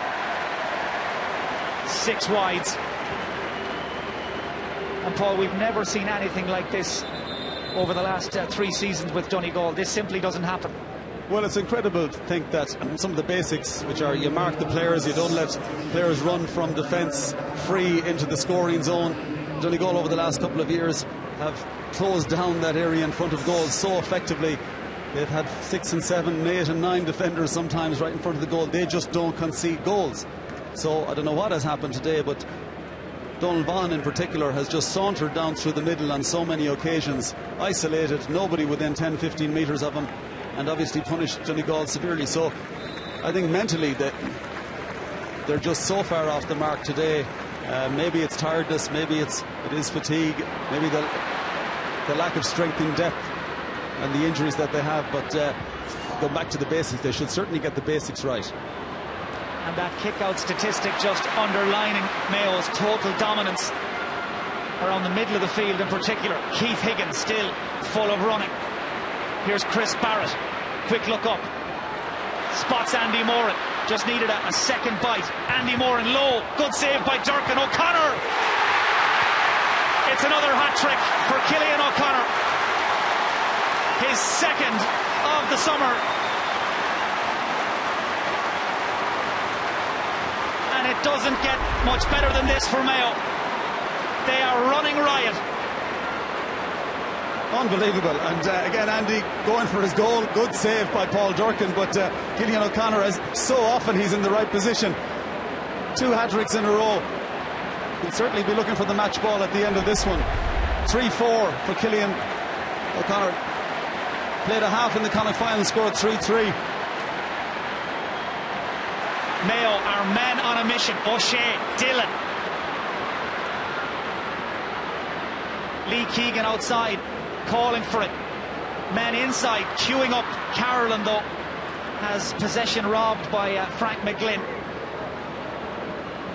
Well, you can't say this performance hasn't been coming from Mayo, racking up big wins in Connacht, building real momentum. And they have arrived here at Croke Park today, physically ready, mentally ready to take on the All Ireland champions. Dillon, just put off perhaps by the last gasp challenge of David Walsh.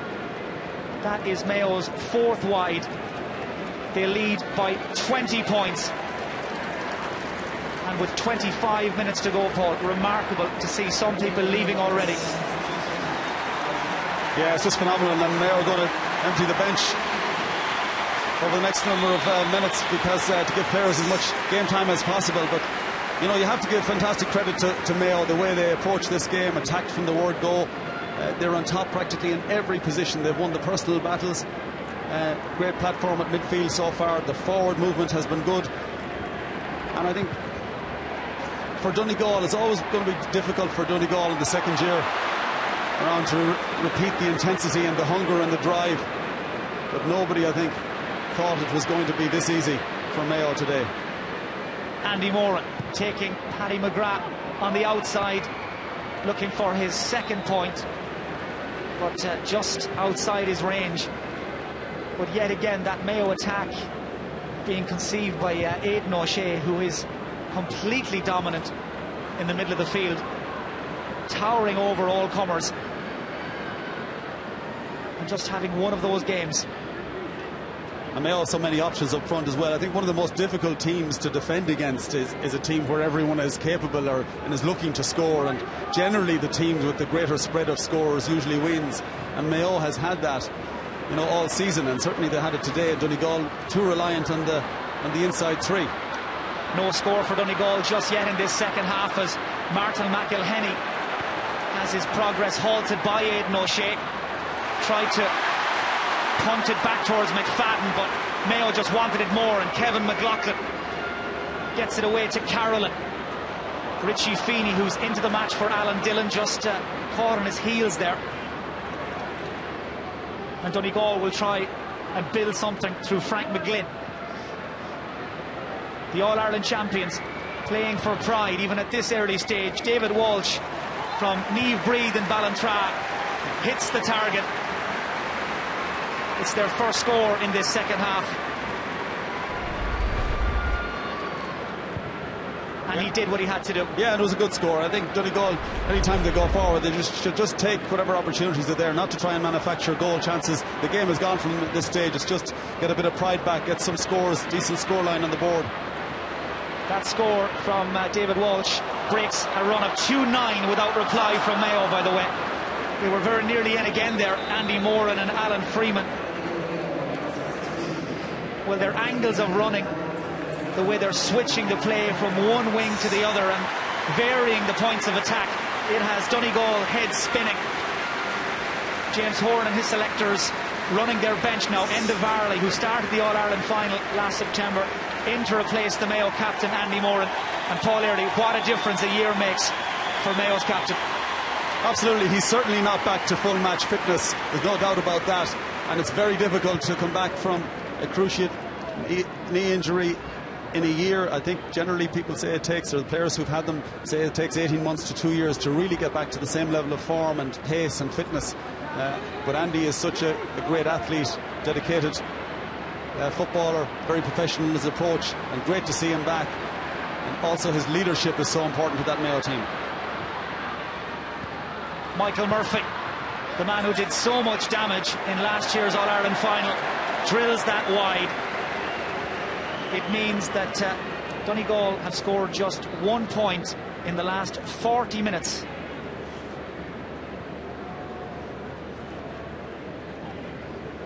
And little wonder that Jim McGuinness and Rory Gallagher looked perplexed. They had a very different idea of how this quarter-final would pan out.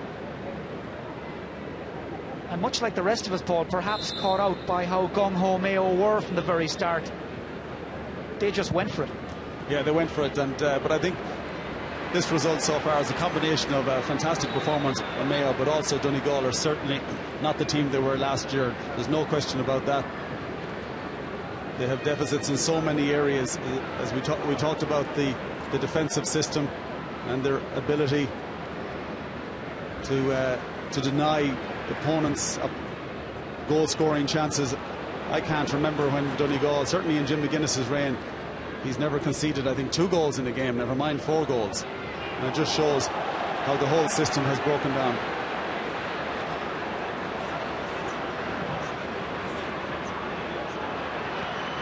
Long ball in towards Murphy again, who had moved back in towards the edge of the square.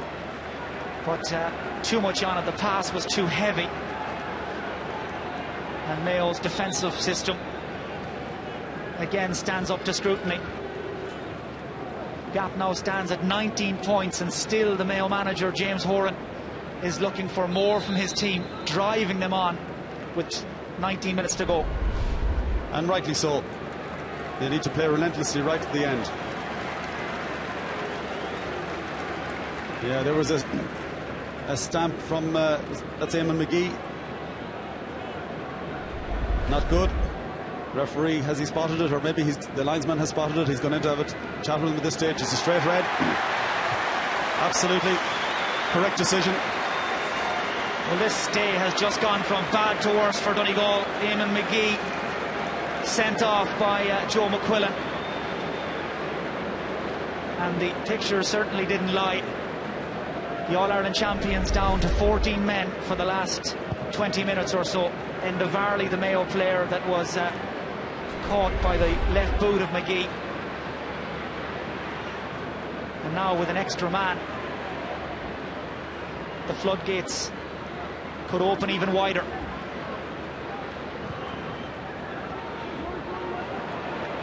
aimless delivery by Neil Gallagher. Aidan O'Shea sprays it out to Cathal Carlin. Donegal players backpedaling, but not with the verve of old, as O'Shea flicks this on to Richie Feeney, and Feeney slots it calmly over the bar. First score for the Mayo substitute. Target practice. The gap back to 20 points again. It almost beggars belief. And again, Richie Feeney is a very important player for Mayo and always contributes a point or a couple of points in a game, and has that capacity. He can play in defence, he can play in attack. Very important, a utility player in a team that has aspirations, and serious aspirations now, to win in All Ireland.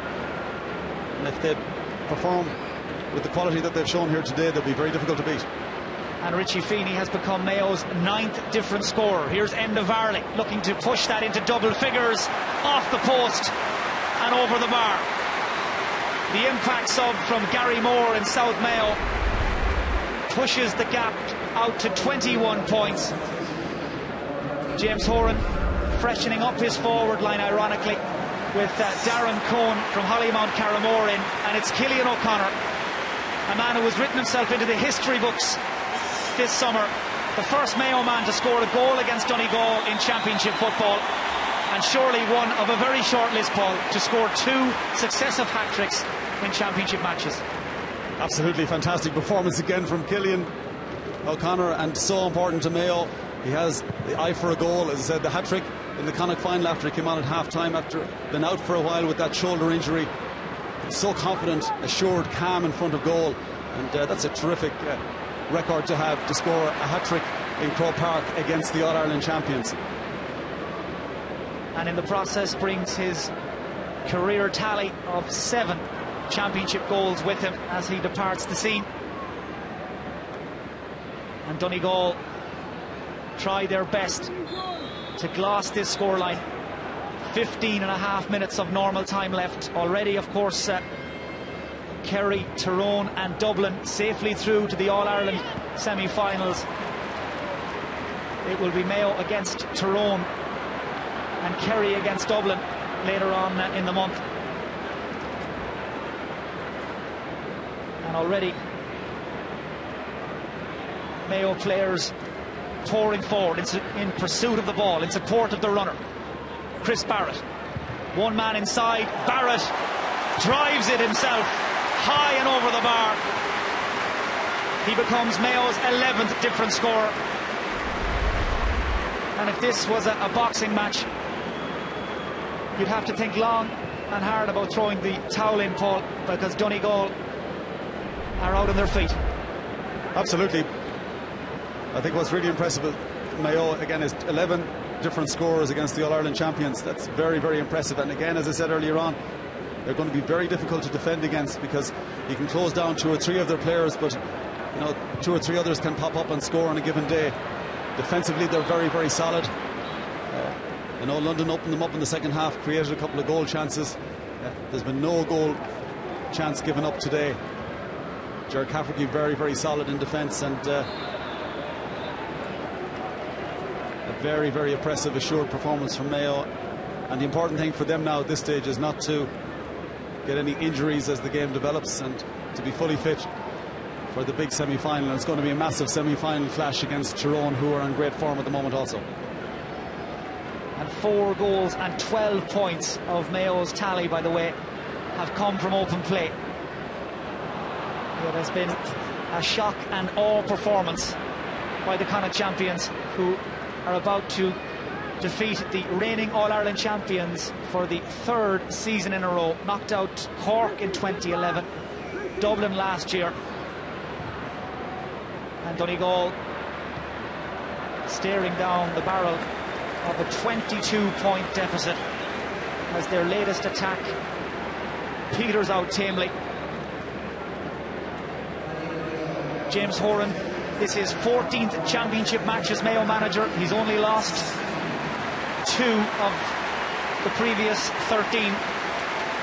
Feels it's time to introduce Kevin Kane into his defence. That's Mayo's 5th and final change. Colin Boyle, who has emptied the tank yet again, is the player who's withdrawn. Kevin Kane into the Mayo full back line with some slight surgery carried out just to balance the books back there.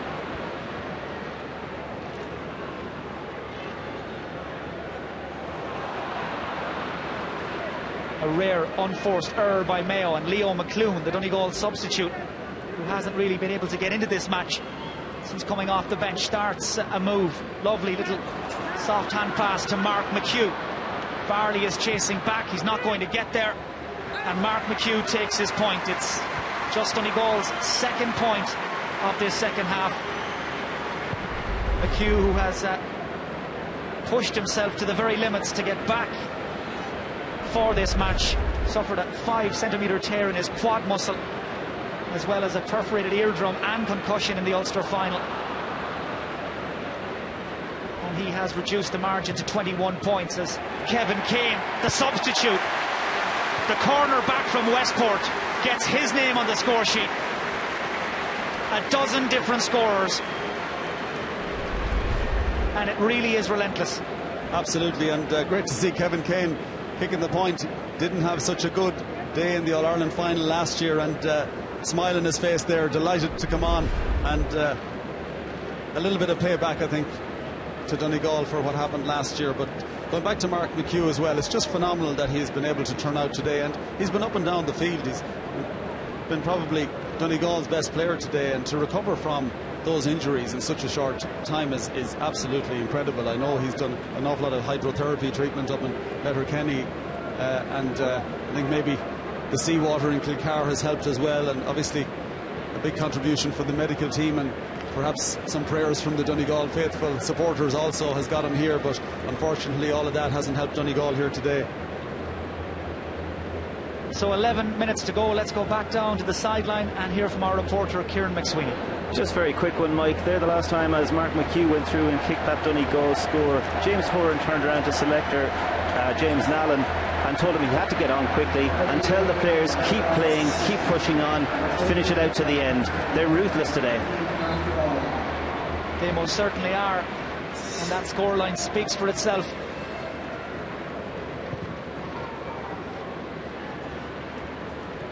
They really have made a statement of intent ahead of that mouth-watering All-Ireland semi-final against Tyrone, a team they have come up against many times in both big league and championship matches in recent years, and a team beaten of course by Donegal back in May in Ulster as Michael Murphy clips over his fourth point of the match.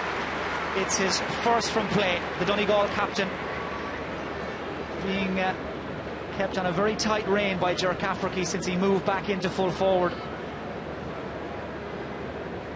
Hasn't been able to impose himself on the match at all.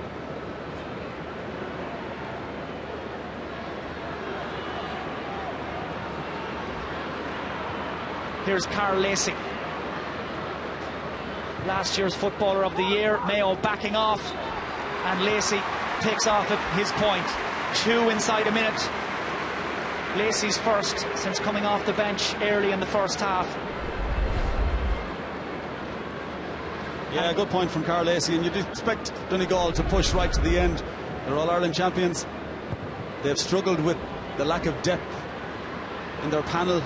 There's no doubt about that. They have it's been talked about that they really only have maybe the bare 15, and after that the quality on the bench isn't what it needs to be. And of course they've suffered with quite a few injuries this year as well, so all of those factors have led their performances this year to be a long way from the quality that they showed us last year. That shot from Darren Cohn, fired in towards Hill 16, will go down as Mayo's 7th wide of this All-Ireland quarter-final.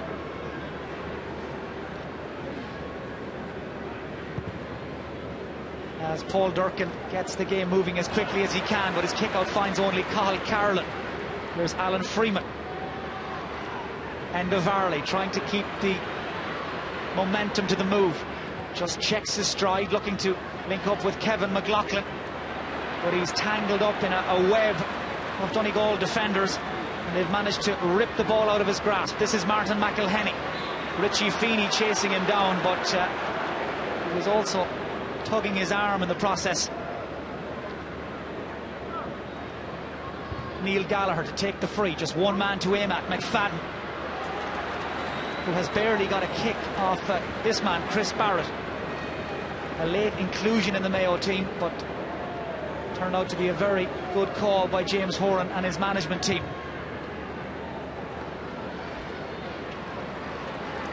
Kevin McLaughlin, lovely little chip lift, but very close to the line. Trying to operate in a very tight space there, Kevin McLaughlin. And I think safe to say with 7 minutes to go, Paul, very much all over bar the shouting. Absolutely, but credit Donegal again. They're pushing on towards the end of this game. Carl Lacey has given it everything, even though, as I said, he's had a very difficult season with injuries. He's pushing forward as well, and you know, there was a tackle there where three of them dispossessed the Mayo player. That's the first time they did that in the game, but it's too little too late at this stage.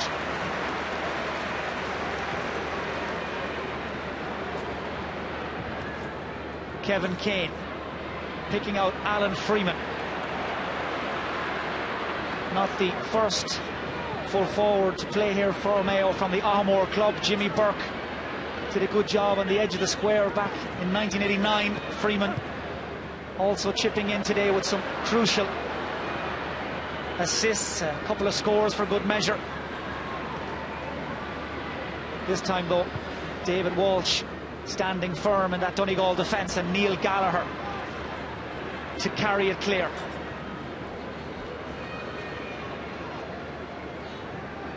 Well, they certainly redefined the way Gaelic football was played over the last couple of years, Donegal, with their system, their setup. But today there were certainly huge issues from the very start. Mayo had plotted and planned for a long time in anticipation of meeting the All Ireland champions again, and they short-circuited that system as Darren Cohen kicks his second wide, Mayo's eighth. And already mind starting to turn, Paul, towards that All Ireland semi-final against Tyrone. It will be another intriguing prospect. Well, it's going to be a mammoth encounter because both sides play in some ways a similar type of game in that they're very quick to move the ball from defence to attack. They have a lot of very quick players.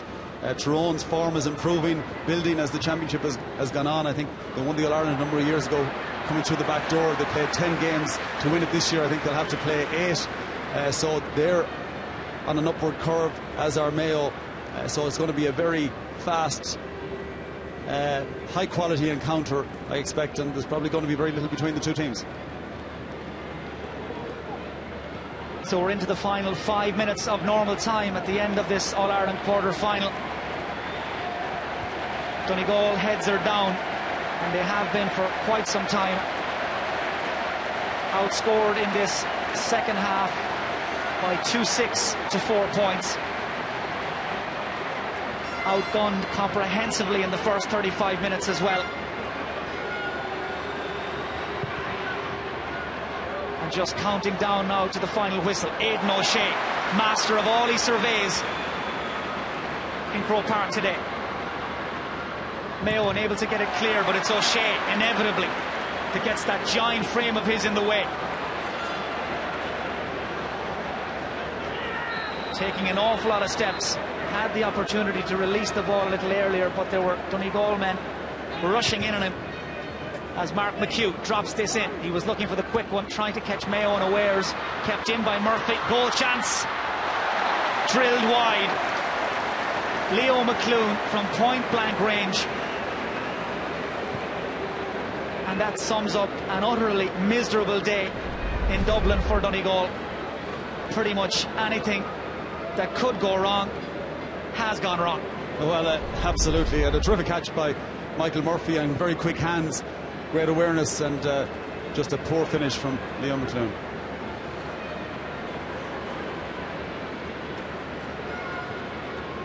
Seamus O'Shea to Kevin McLaughlin. Here's Lee Keegan, the all-star last year. O'Shea again. And now Richie Feeney, one of 4 Mayo substitutes to get on the score sheet. Keegan drills that ball over the bar. He's always good for a score or two in big championship matches. That's his first of the day. Mayo lead by 21 points. And Lee Keegan from Westport writes his name onto the score sheet. Meanwhile, at the other end, McFadden picks out McBrearty. Good stop by Rob Hennelly. Very much the accidental hero for Mayo this summer. Back in the panel after injuries to both David Clark and Kenneth O'Malley. He's a fine keeper in his own right. And after a very quiet day at the office, was up to the shot from McBrearty. And that's gone out for a 45. And that was a terrific save, because he's really had nothing to do other than kick-outs and keep his defence, talk to his defence during the day. So to have the concentration in the last couple of minutes of the game and pull off that terrific save, that's going to put pressure on the other players, other goalkeepers, when they come back from injury. Michael Murphy, the Donegal captain, nails that 45-metre kick. And as we tick into the final couple of minutes of normal time here, Paul Early, any thoughts on man of the match? Well, all the man of the match contenders are on the Mayo team. You could pick any number of them, but the outstanding performer today was Aidan O'Shea in the middle of the field. He just set the tone from the word go, then marked by Neil Gallagher, who's an outstanding player in his own right. I think he's had 32 possessions in the game, and I think about 30 of them he's used well, did everything well, led by example, and just got the ball moving to the forward line right throughout the game, created lots of opportunities. He's had a terrific season, and the deserving man of the match today. So the 23-year-old from Brafey, Aidan O'Shea, man who's in his 5th championship season, is Paul's selection for man of the match, as Donegal drill that free over the bar, but it's not going to count. Joe McQuillan has some administration to take care of first. We'll have at least 2 minutes of additional time at the end of this second half. Lee Keegan booked, and that is the second yellow card Mayo picked up in the match. Yeah, and just going back to Aidan O'Shea, just to put it into context, top players in games. Oh, fantastic score. What a goal from Colin McFadden. Well, credit where credit is due. A fantastic strike from Donegal's leading scorer in the championship this year. Quite similar to the goal put away by Michael Meehan at that end last weekend. There were a wall of Mayo men on the line. McFadden drills it into the roof of the net. Too little, too late for Donegal. But that is certainly one for the scrapbook. It is Colin McFadden's 9th championship goal. And meanwhile, Aidan O'Shea has picked up his 2nd yellow card of the match. That makes a red, and the TV3 man of the match sent off in injury time. So both sides now down to 14 men. But he gets a rousing reception from the Mayo supporters in acknowledgement of his contribution, his positive contribution to this game. No doubt about the 2nd yellow though, Paul. The hand was high. The hand was high, but it was maybe a bit harsh. He put the hand in. It wasn't that dangerous, but the referee probably had no option to send him off. But I think James Horan, it'd be interesting. James Horan will probably be disappointed with the last 5 or 6 minutes of the performance, because Mayo defence have coughed up 3 goal chances, and I'm sure he'll make reference to that in the post-match interview, as he normally does. He's looking for perfection at all times, and wouldn't just be happy with that, but overall has to be absolutely ecstatic with the performance. So that's a goal and 2 points now without reply for Donegal at the tail end of this quarter-final. Really does nothing more than gloss that final scoreline. It's all over. Mayo shall not be moved, and for the 3rd year in a row, the Connacht champions have knocked out the reigning All Ireland champions. Donegal are beaten for a 2nd time this summer. Their championship adventure is over. James Horan's Mayo hold their nerve. They produce the goods when the chips are down, and there was never any doubt about it. They march on to their 3rd All Ireland semi-final in 3 years, where they'll meet Tyrone. Easy in the end. It's finished. Mayo 4 goals and 17 points. Donegal 1 goal and 10.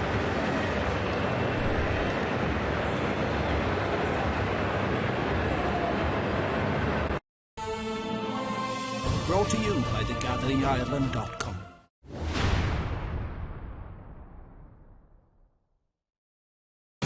The GAA is at its best on Premium Sports. He's scored a wonderful goal! As we bring you Ireland's national games with all their passion, intensity and fierce rivalries. He's got it right, he's put it over the bar! Watch the All Ireland Gaelic Football and Hurling Championships on Premium Sports. Visit premiumsports.tv to order coverage today. –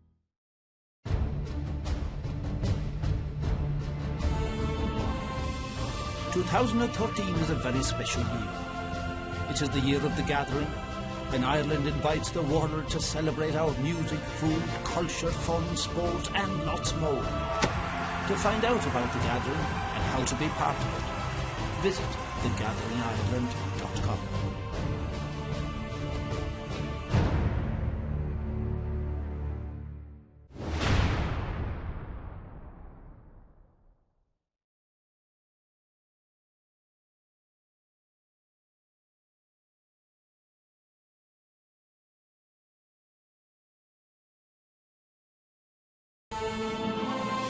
Brought to you by thegatheringireland.com.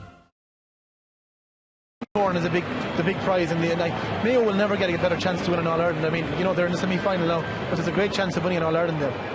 Indeed, and we saw Jim McGuinness going to congratulate James Horan. So after all the talk this week of the enmity, Liam Hayes, mark of respect at the end. Oh, absolutely, and I'm sure that's a genuine respect as well. I mean, he's been preparing his team against Mayo twice, and he knows now what James Horan has achieved. And he ran down the sideline and made sure he got a good handshake in. Okay, we're going to go to the man of the match now. Kieran McSweeney is with Aidan O'Shea. On TV3 and live on the big screens, he is the man of the match, the Super Value man of the match for today's game. Aidan, your initial reaction to that win?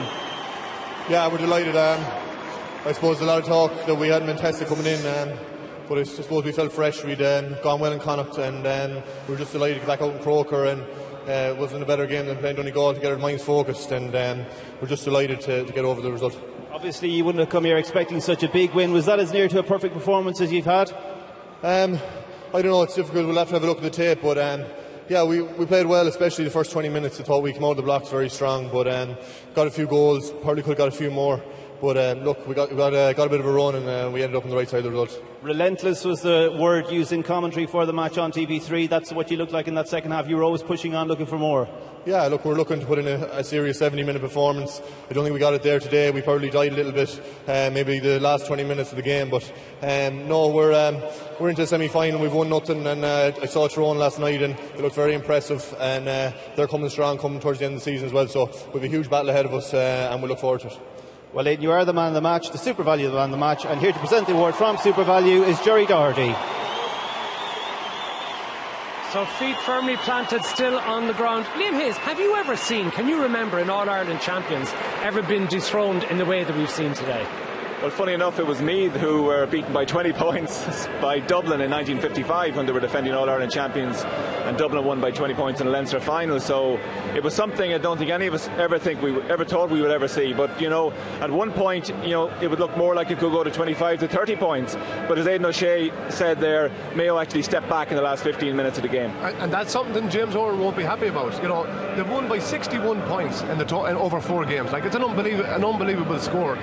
Any more of these questions about have they been tested? They haven't been tested.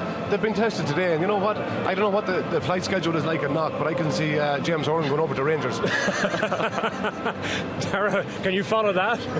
I don't know. I won't comment on that. But the one thing I will say about it there is in that second half there, throughout the game, Aidan O'Shea was the man in the match. His brother played very well, Seamus as well. But that was as complete a midfield performance as I've seen in a long time in Croke Park. Throughout the game, he did everything as a midfielder. He linked the play, he fielded, he was aggressive, he was strong. Unlucky to be probably sent off at the end. Probably could have been taken off before he was sent off. And there was no advantage to leave him on the field at that stage. And put up an outstanding performance and really thoroughly deserved as well, because they were that yard ahead of Donegal all day.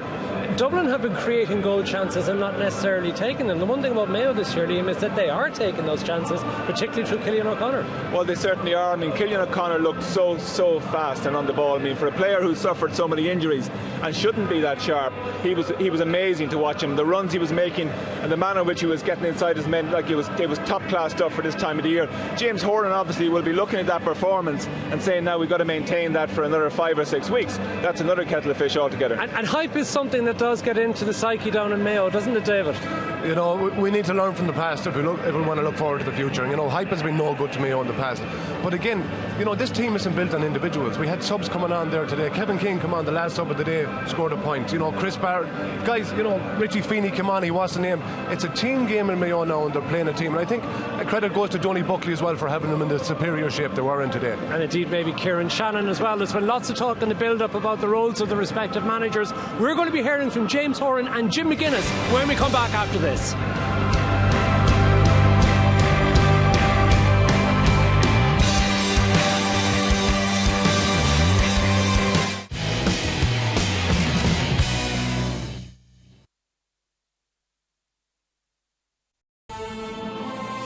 Brought to you by thegatheringireland.com.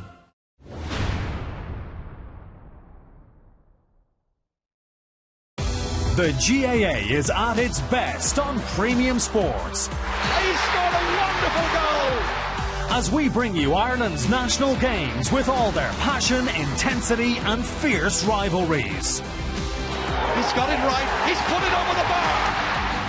Watch the All Ireland Gaelic Football and Hurling Championships on Premium Sports. Visit premiumsports.tv to order coverage today. –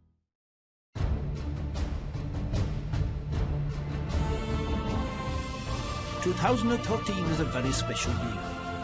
It is the year of the gathering, when Ireland invites the world to celebrate our music, food, culture, fun, sport and lots more. To find out about the gathering and how to be part of it, visit thegatheringireland.com.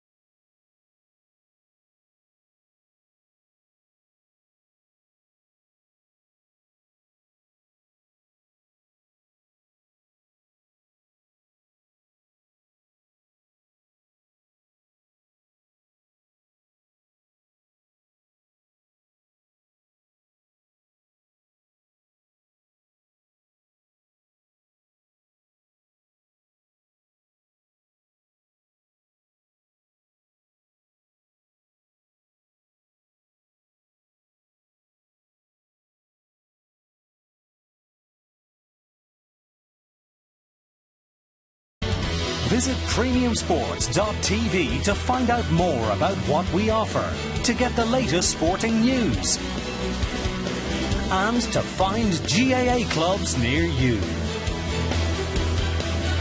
Visit premiumsports.tv now.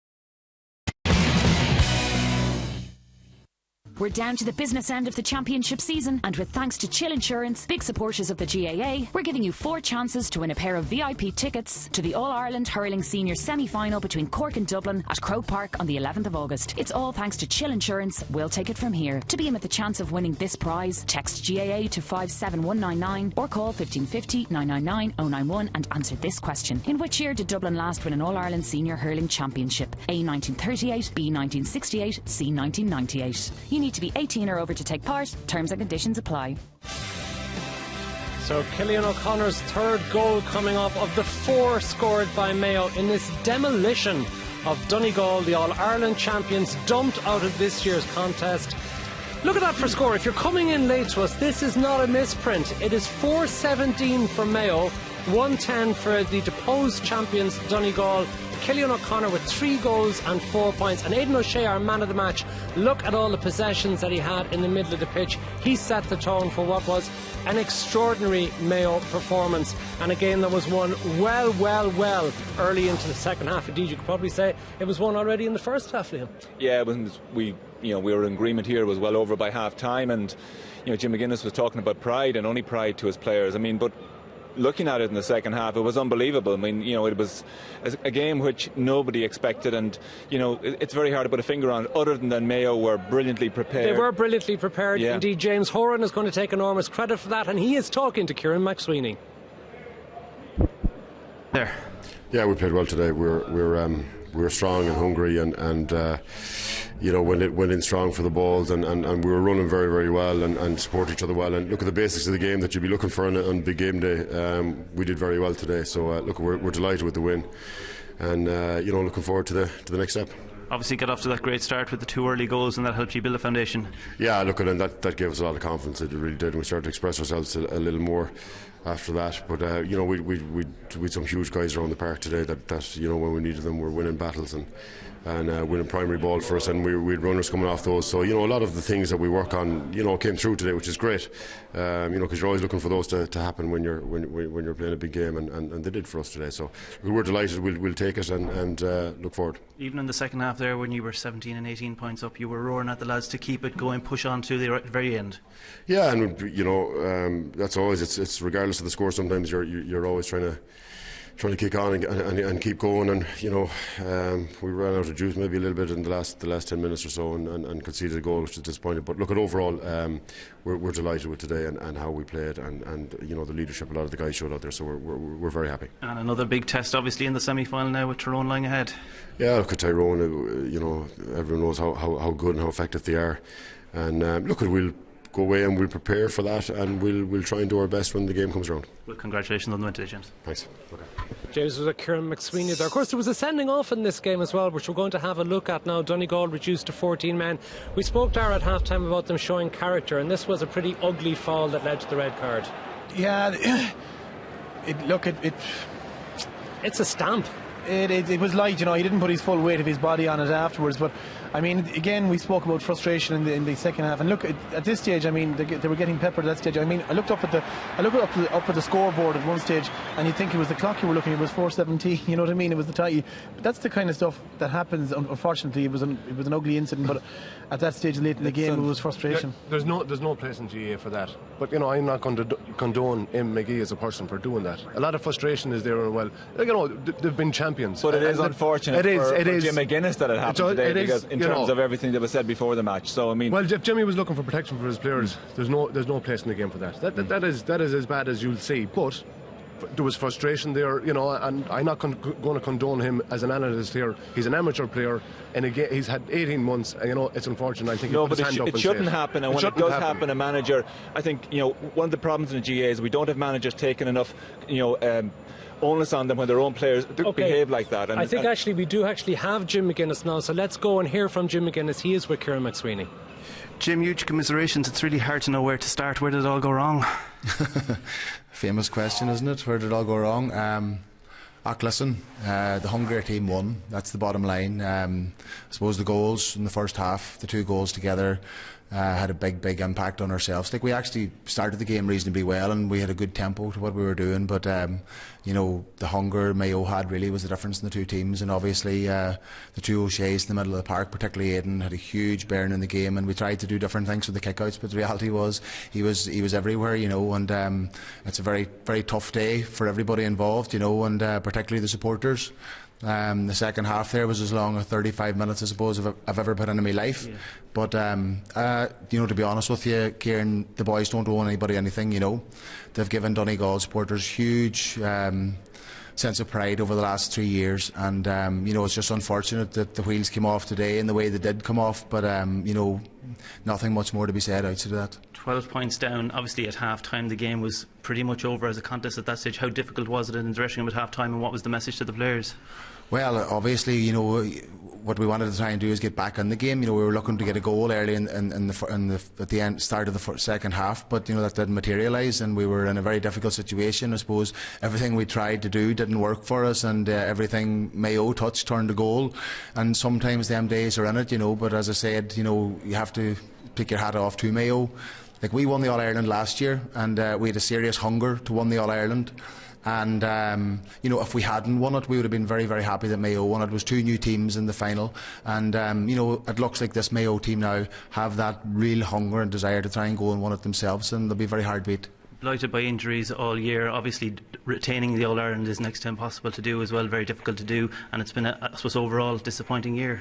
Yeah, very much so. Like, I mean, we did have a lot of injuries, and I suppose we didn't look at ourselves out there today, and probably in the Ulster final as well, and we've had to deal with an awful lot of niggles, and you know, we don't have a big squad, but I don't want to make excuses, to be honest with you. The better team won by a mile, and the hungrier team won, and you know, we have to wish them the very best luck in the final now, and I think, you know, they are contenders for the All Ireland on the back of that, probably. And I suppose time to reflect now and think about it and pick yourselves up and get ready for 2014. This seems a long way away at the moment, I imagine. Well, it does, and I suppose we'll all have to go away and look at everything now over the next couple of weeks, and look at ourselves and look at the squad and look at what we could have done better in this season, and I suppose how we got to this point. So that's something I suppose will take a bit of time and, you know, consideration, and you know, at the end of it we'll have a couple of different answers that we don't have today, probably. Well, Jim, obviously very difficult to come on to us today. Thanks very much appreciated. Okay. Thank you. Very gracious in defeat there, but I think he may have mentioned hunger 5 times in that interview. I was losing count, Liam. James Horan also mentioned it. But can you put everything down to hunger? Is there not more to it than that? Well, it's hunger, but it's the mental side, and you know, I mean, I felt all year. I think when Jim McGuinness was talking there about where things went wrong, I think they went wrong on January the 1st, if not before then, because you know, Donegal had been off the pace. They decided to not be competitive in the National League, and in the 2 games we saw them in the Championship in the first and second round of the Ulster Championship, they were very passive and they weren't dictating the pace of the game. So you cannot defend an All Ireland title with that sort of approach. Of course, Kerry have the experience of being able to go back and defend titles, but very few counties seem to be able to deal with the excitement of winning it one year and then defending it the next, Tara. Well, Matt, a lot of things have to go right for you. We defended in 0-7, and I think at the same time Jack O'Connor retired and Pat O'Shea came in, and that brought a freshness into it, you know, which definitely helped us that year. There was a new approach, guys had to prove themselves all over again, and like, unfortunately that's what it takes, because realistically, and I think Jim mentioned it in his interview there, he mentioned about his squad, and his squad was limited coming into the game, and that's the big difference here. I mean, the quality of the subs that Mayo brought on, and Jim McGuinness looked at his bench and he didn't really have that, you know, game changers to come on, and Dublin have him, Mayo have him, Kerry have him to an extent. And what's left, Tyrone are probably tight in that department as well. I suppose on the back of that is that when you win in All Ireland, you don't see your flaws. Donegal gave it 100% last year. It's impossible as an amateur player to give it 110% unless you're going to give up your job and leave your wife. You know, it is 100% commitment. But Mayo have worked on the things they knew that were lacking. And Donny Buckley has brought in a process of, and he's brought it from American football as well. He has the Mayo players in training sessions with two-way communications for them, from the stand to the players. Sorry, what sort of two-way communications? As in earpieces, to say directly to a player when he's in the middle of a game, 15 against 15, hands out, make yourself big. No, you put your hand in, don't. And it's that little little percentage that are saying, right, Mayo have tried to find the tackle, perfect the tackle, and they're taking the ball at pace is what was key there for Mayo today, and that's what's been drilled in, night out for this Mayo team, and it showed there today. Now, the man of the match, Aidan O'Shea, and from a very early stage, Dara, you were purring watching him about just how influential he was in the middle of the pitch for Mayo. Well, it's just the way he's progressed and the way he's developed as a player. I mean, look at it here, straight from, I mean, his feeling today was outstanding, you know, and look at this, he gets on the ball, you know, just anything he did today, he was aggressive, tackling, locking down. And you know, from before Aidan O'Shea, maybe a year or two ago, and I think this is work that has gone on. This hasn't happened overnight. Aidan O'Shea has developed as a player. Before, Aidan O'Shea was inclined to solo, you know, take things on himself a bit more. He did it with ease, but sorry interrupting you, Dara. He did it with ease, but the point is that at this level, that's the sort of dominance you would see at club level. At this level, an All-Ireland quarter-final, team of Donegal's stature should not allow Aidan O'Shea to play that. I know, but like even Jim McGuinness mentioned it in his interview there, he did his best to take him out of the game. But you know, when you're having a game like that, and it happens, if you're lucky, it happens now and again in your career that you have a game like that, you don't want it to end, because Jim McGuinness, they tried to change kickouts and everything, but he was at the end of everything. And I think keep him out of the game. The big thing is he's developed, but he's matured as a player. Oh, he was brilliant, and I'm not taking a thing away from Aidan O'Shea. I thought he was brilliant, and I enjoyed every minute of his performance. But you know, you don't allow a player to dominate, especially in the big wide space at Croke Park. But Liam, that's easy to say. I mean, that. You look at last night, for example. You look at Monaghan and Tyrone last night. Everybody knew, the dog in the street knew that Sean Kavanagh was in a rich vein of form, and they had a plan for Sean Kavanagh. But yet, if a guy's in that kind of form, it's very hard to keep him out of it. Well, what a battle it's going to be, Sean Kavanagh against Aidan O'Shea. It's going to be box office stuff. Probably the two best midfielders in the country at the minute, two best players, and the two most influential players on either side. I'd imagine, I don't think they'd be marking each other. I'd imagine they'll put Seamus O'Shea on Sean Kavanagh. Seamus is probably more defensive and more dogged, you know, in that kind of a role. I wouldn't forsake Aidan O'Shea to mark Sean Kavanagh. Why would you take one of your better players out just to mark their better player? I'd put somebody else on it. Donny Vaughan marked Rory Cadna for a while today, so they were putting a back on an attacking midfielder, and the midfielder had to follow Donny Vaughan at numerous times. Okay, now it seems a long time ago since we had the first game in here at Croke Park today, when Kerry emerged as rather easy victors over Cavan, albeit with not a great second half performance. And we do have interviews with the managers, so let's hear first from the Kerry manager, Eamon Fitzmaurice. Well, Eamon, you're into the semi-finals, but overall, how would you assess your performance? Look, we'd be quite disappointed with the second half, Kieran. To be honest, we didn't, we malfunctioned badly in the second half. But at the end of the day, it's about getting a result. We got a result. We're in the semi-final against Dublin 4 weeks today, but we've an awful lot of work to do. To be 11-2 down against Kerry at Croke Park, the way your lads reacted and never gave up, and but for maybe a few wides in the second half, could have been even closer. Well, that's true, but I suppose the most important factor is that we did show spirit and we did show character, and we can build on that. When you haven't got that on your side, you can build on it. Sometimes when you fold up the tent and go home, you can't really build on that, but we felt we could build on our second half performance. Well, that was earlier today. Let's have a look now at the semi-final lineup. 25th of August, Mayo back here again to play Tyrone, and then the following week, Maltwater and Clash. Great tradition again. Kerry against Dublin. Let's talk about that one, Dara, because on the evidence of what we saw today, are Kerry going to be outsiders in that game? They will after the weekend. There's no question about that, having seen both games the weekend. And as well as that, the Kerry game here today was quite pedestrian, Matt, compared to what we saw in the first half of the second game. The Kerry game was very slow and pedestrian. Dublin have, they're playing to a bit of form. Weren't probably as good as they could have been last night. If some of the things came off last night, they were just a couple of inches away from being awesome last night. Kerry will be underdogs, but that's a great position for Kerry to be in. Liam, could Dublin run Kerry off their feet? Well, they could. I think there's no doubt that Dublin and Mayo are the two hot teams left in it. And I was asking questions about Michael Dara McCauley earlier in the week, and I thought he was colossal. I thought he had a bearing on the game last night that was very much the equal of Aidan O'Shea this afternoon.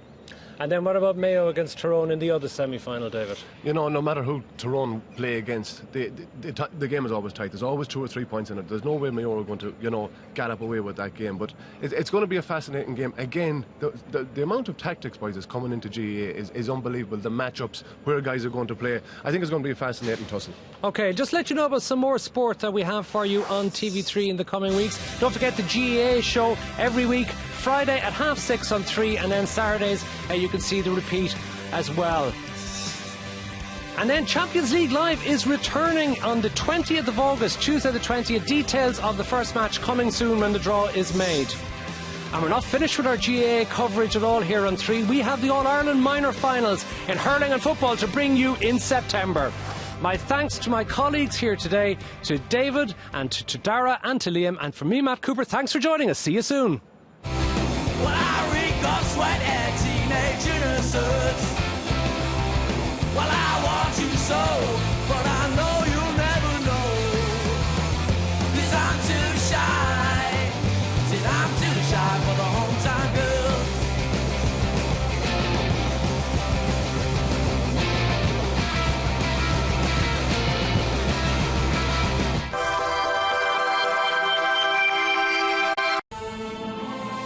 Brought to you by thegatheringireland.com.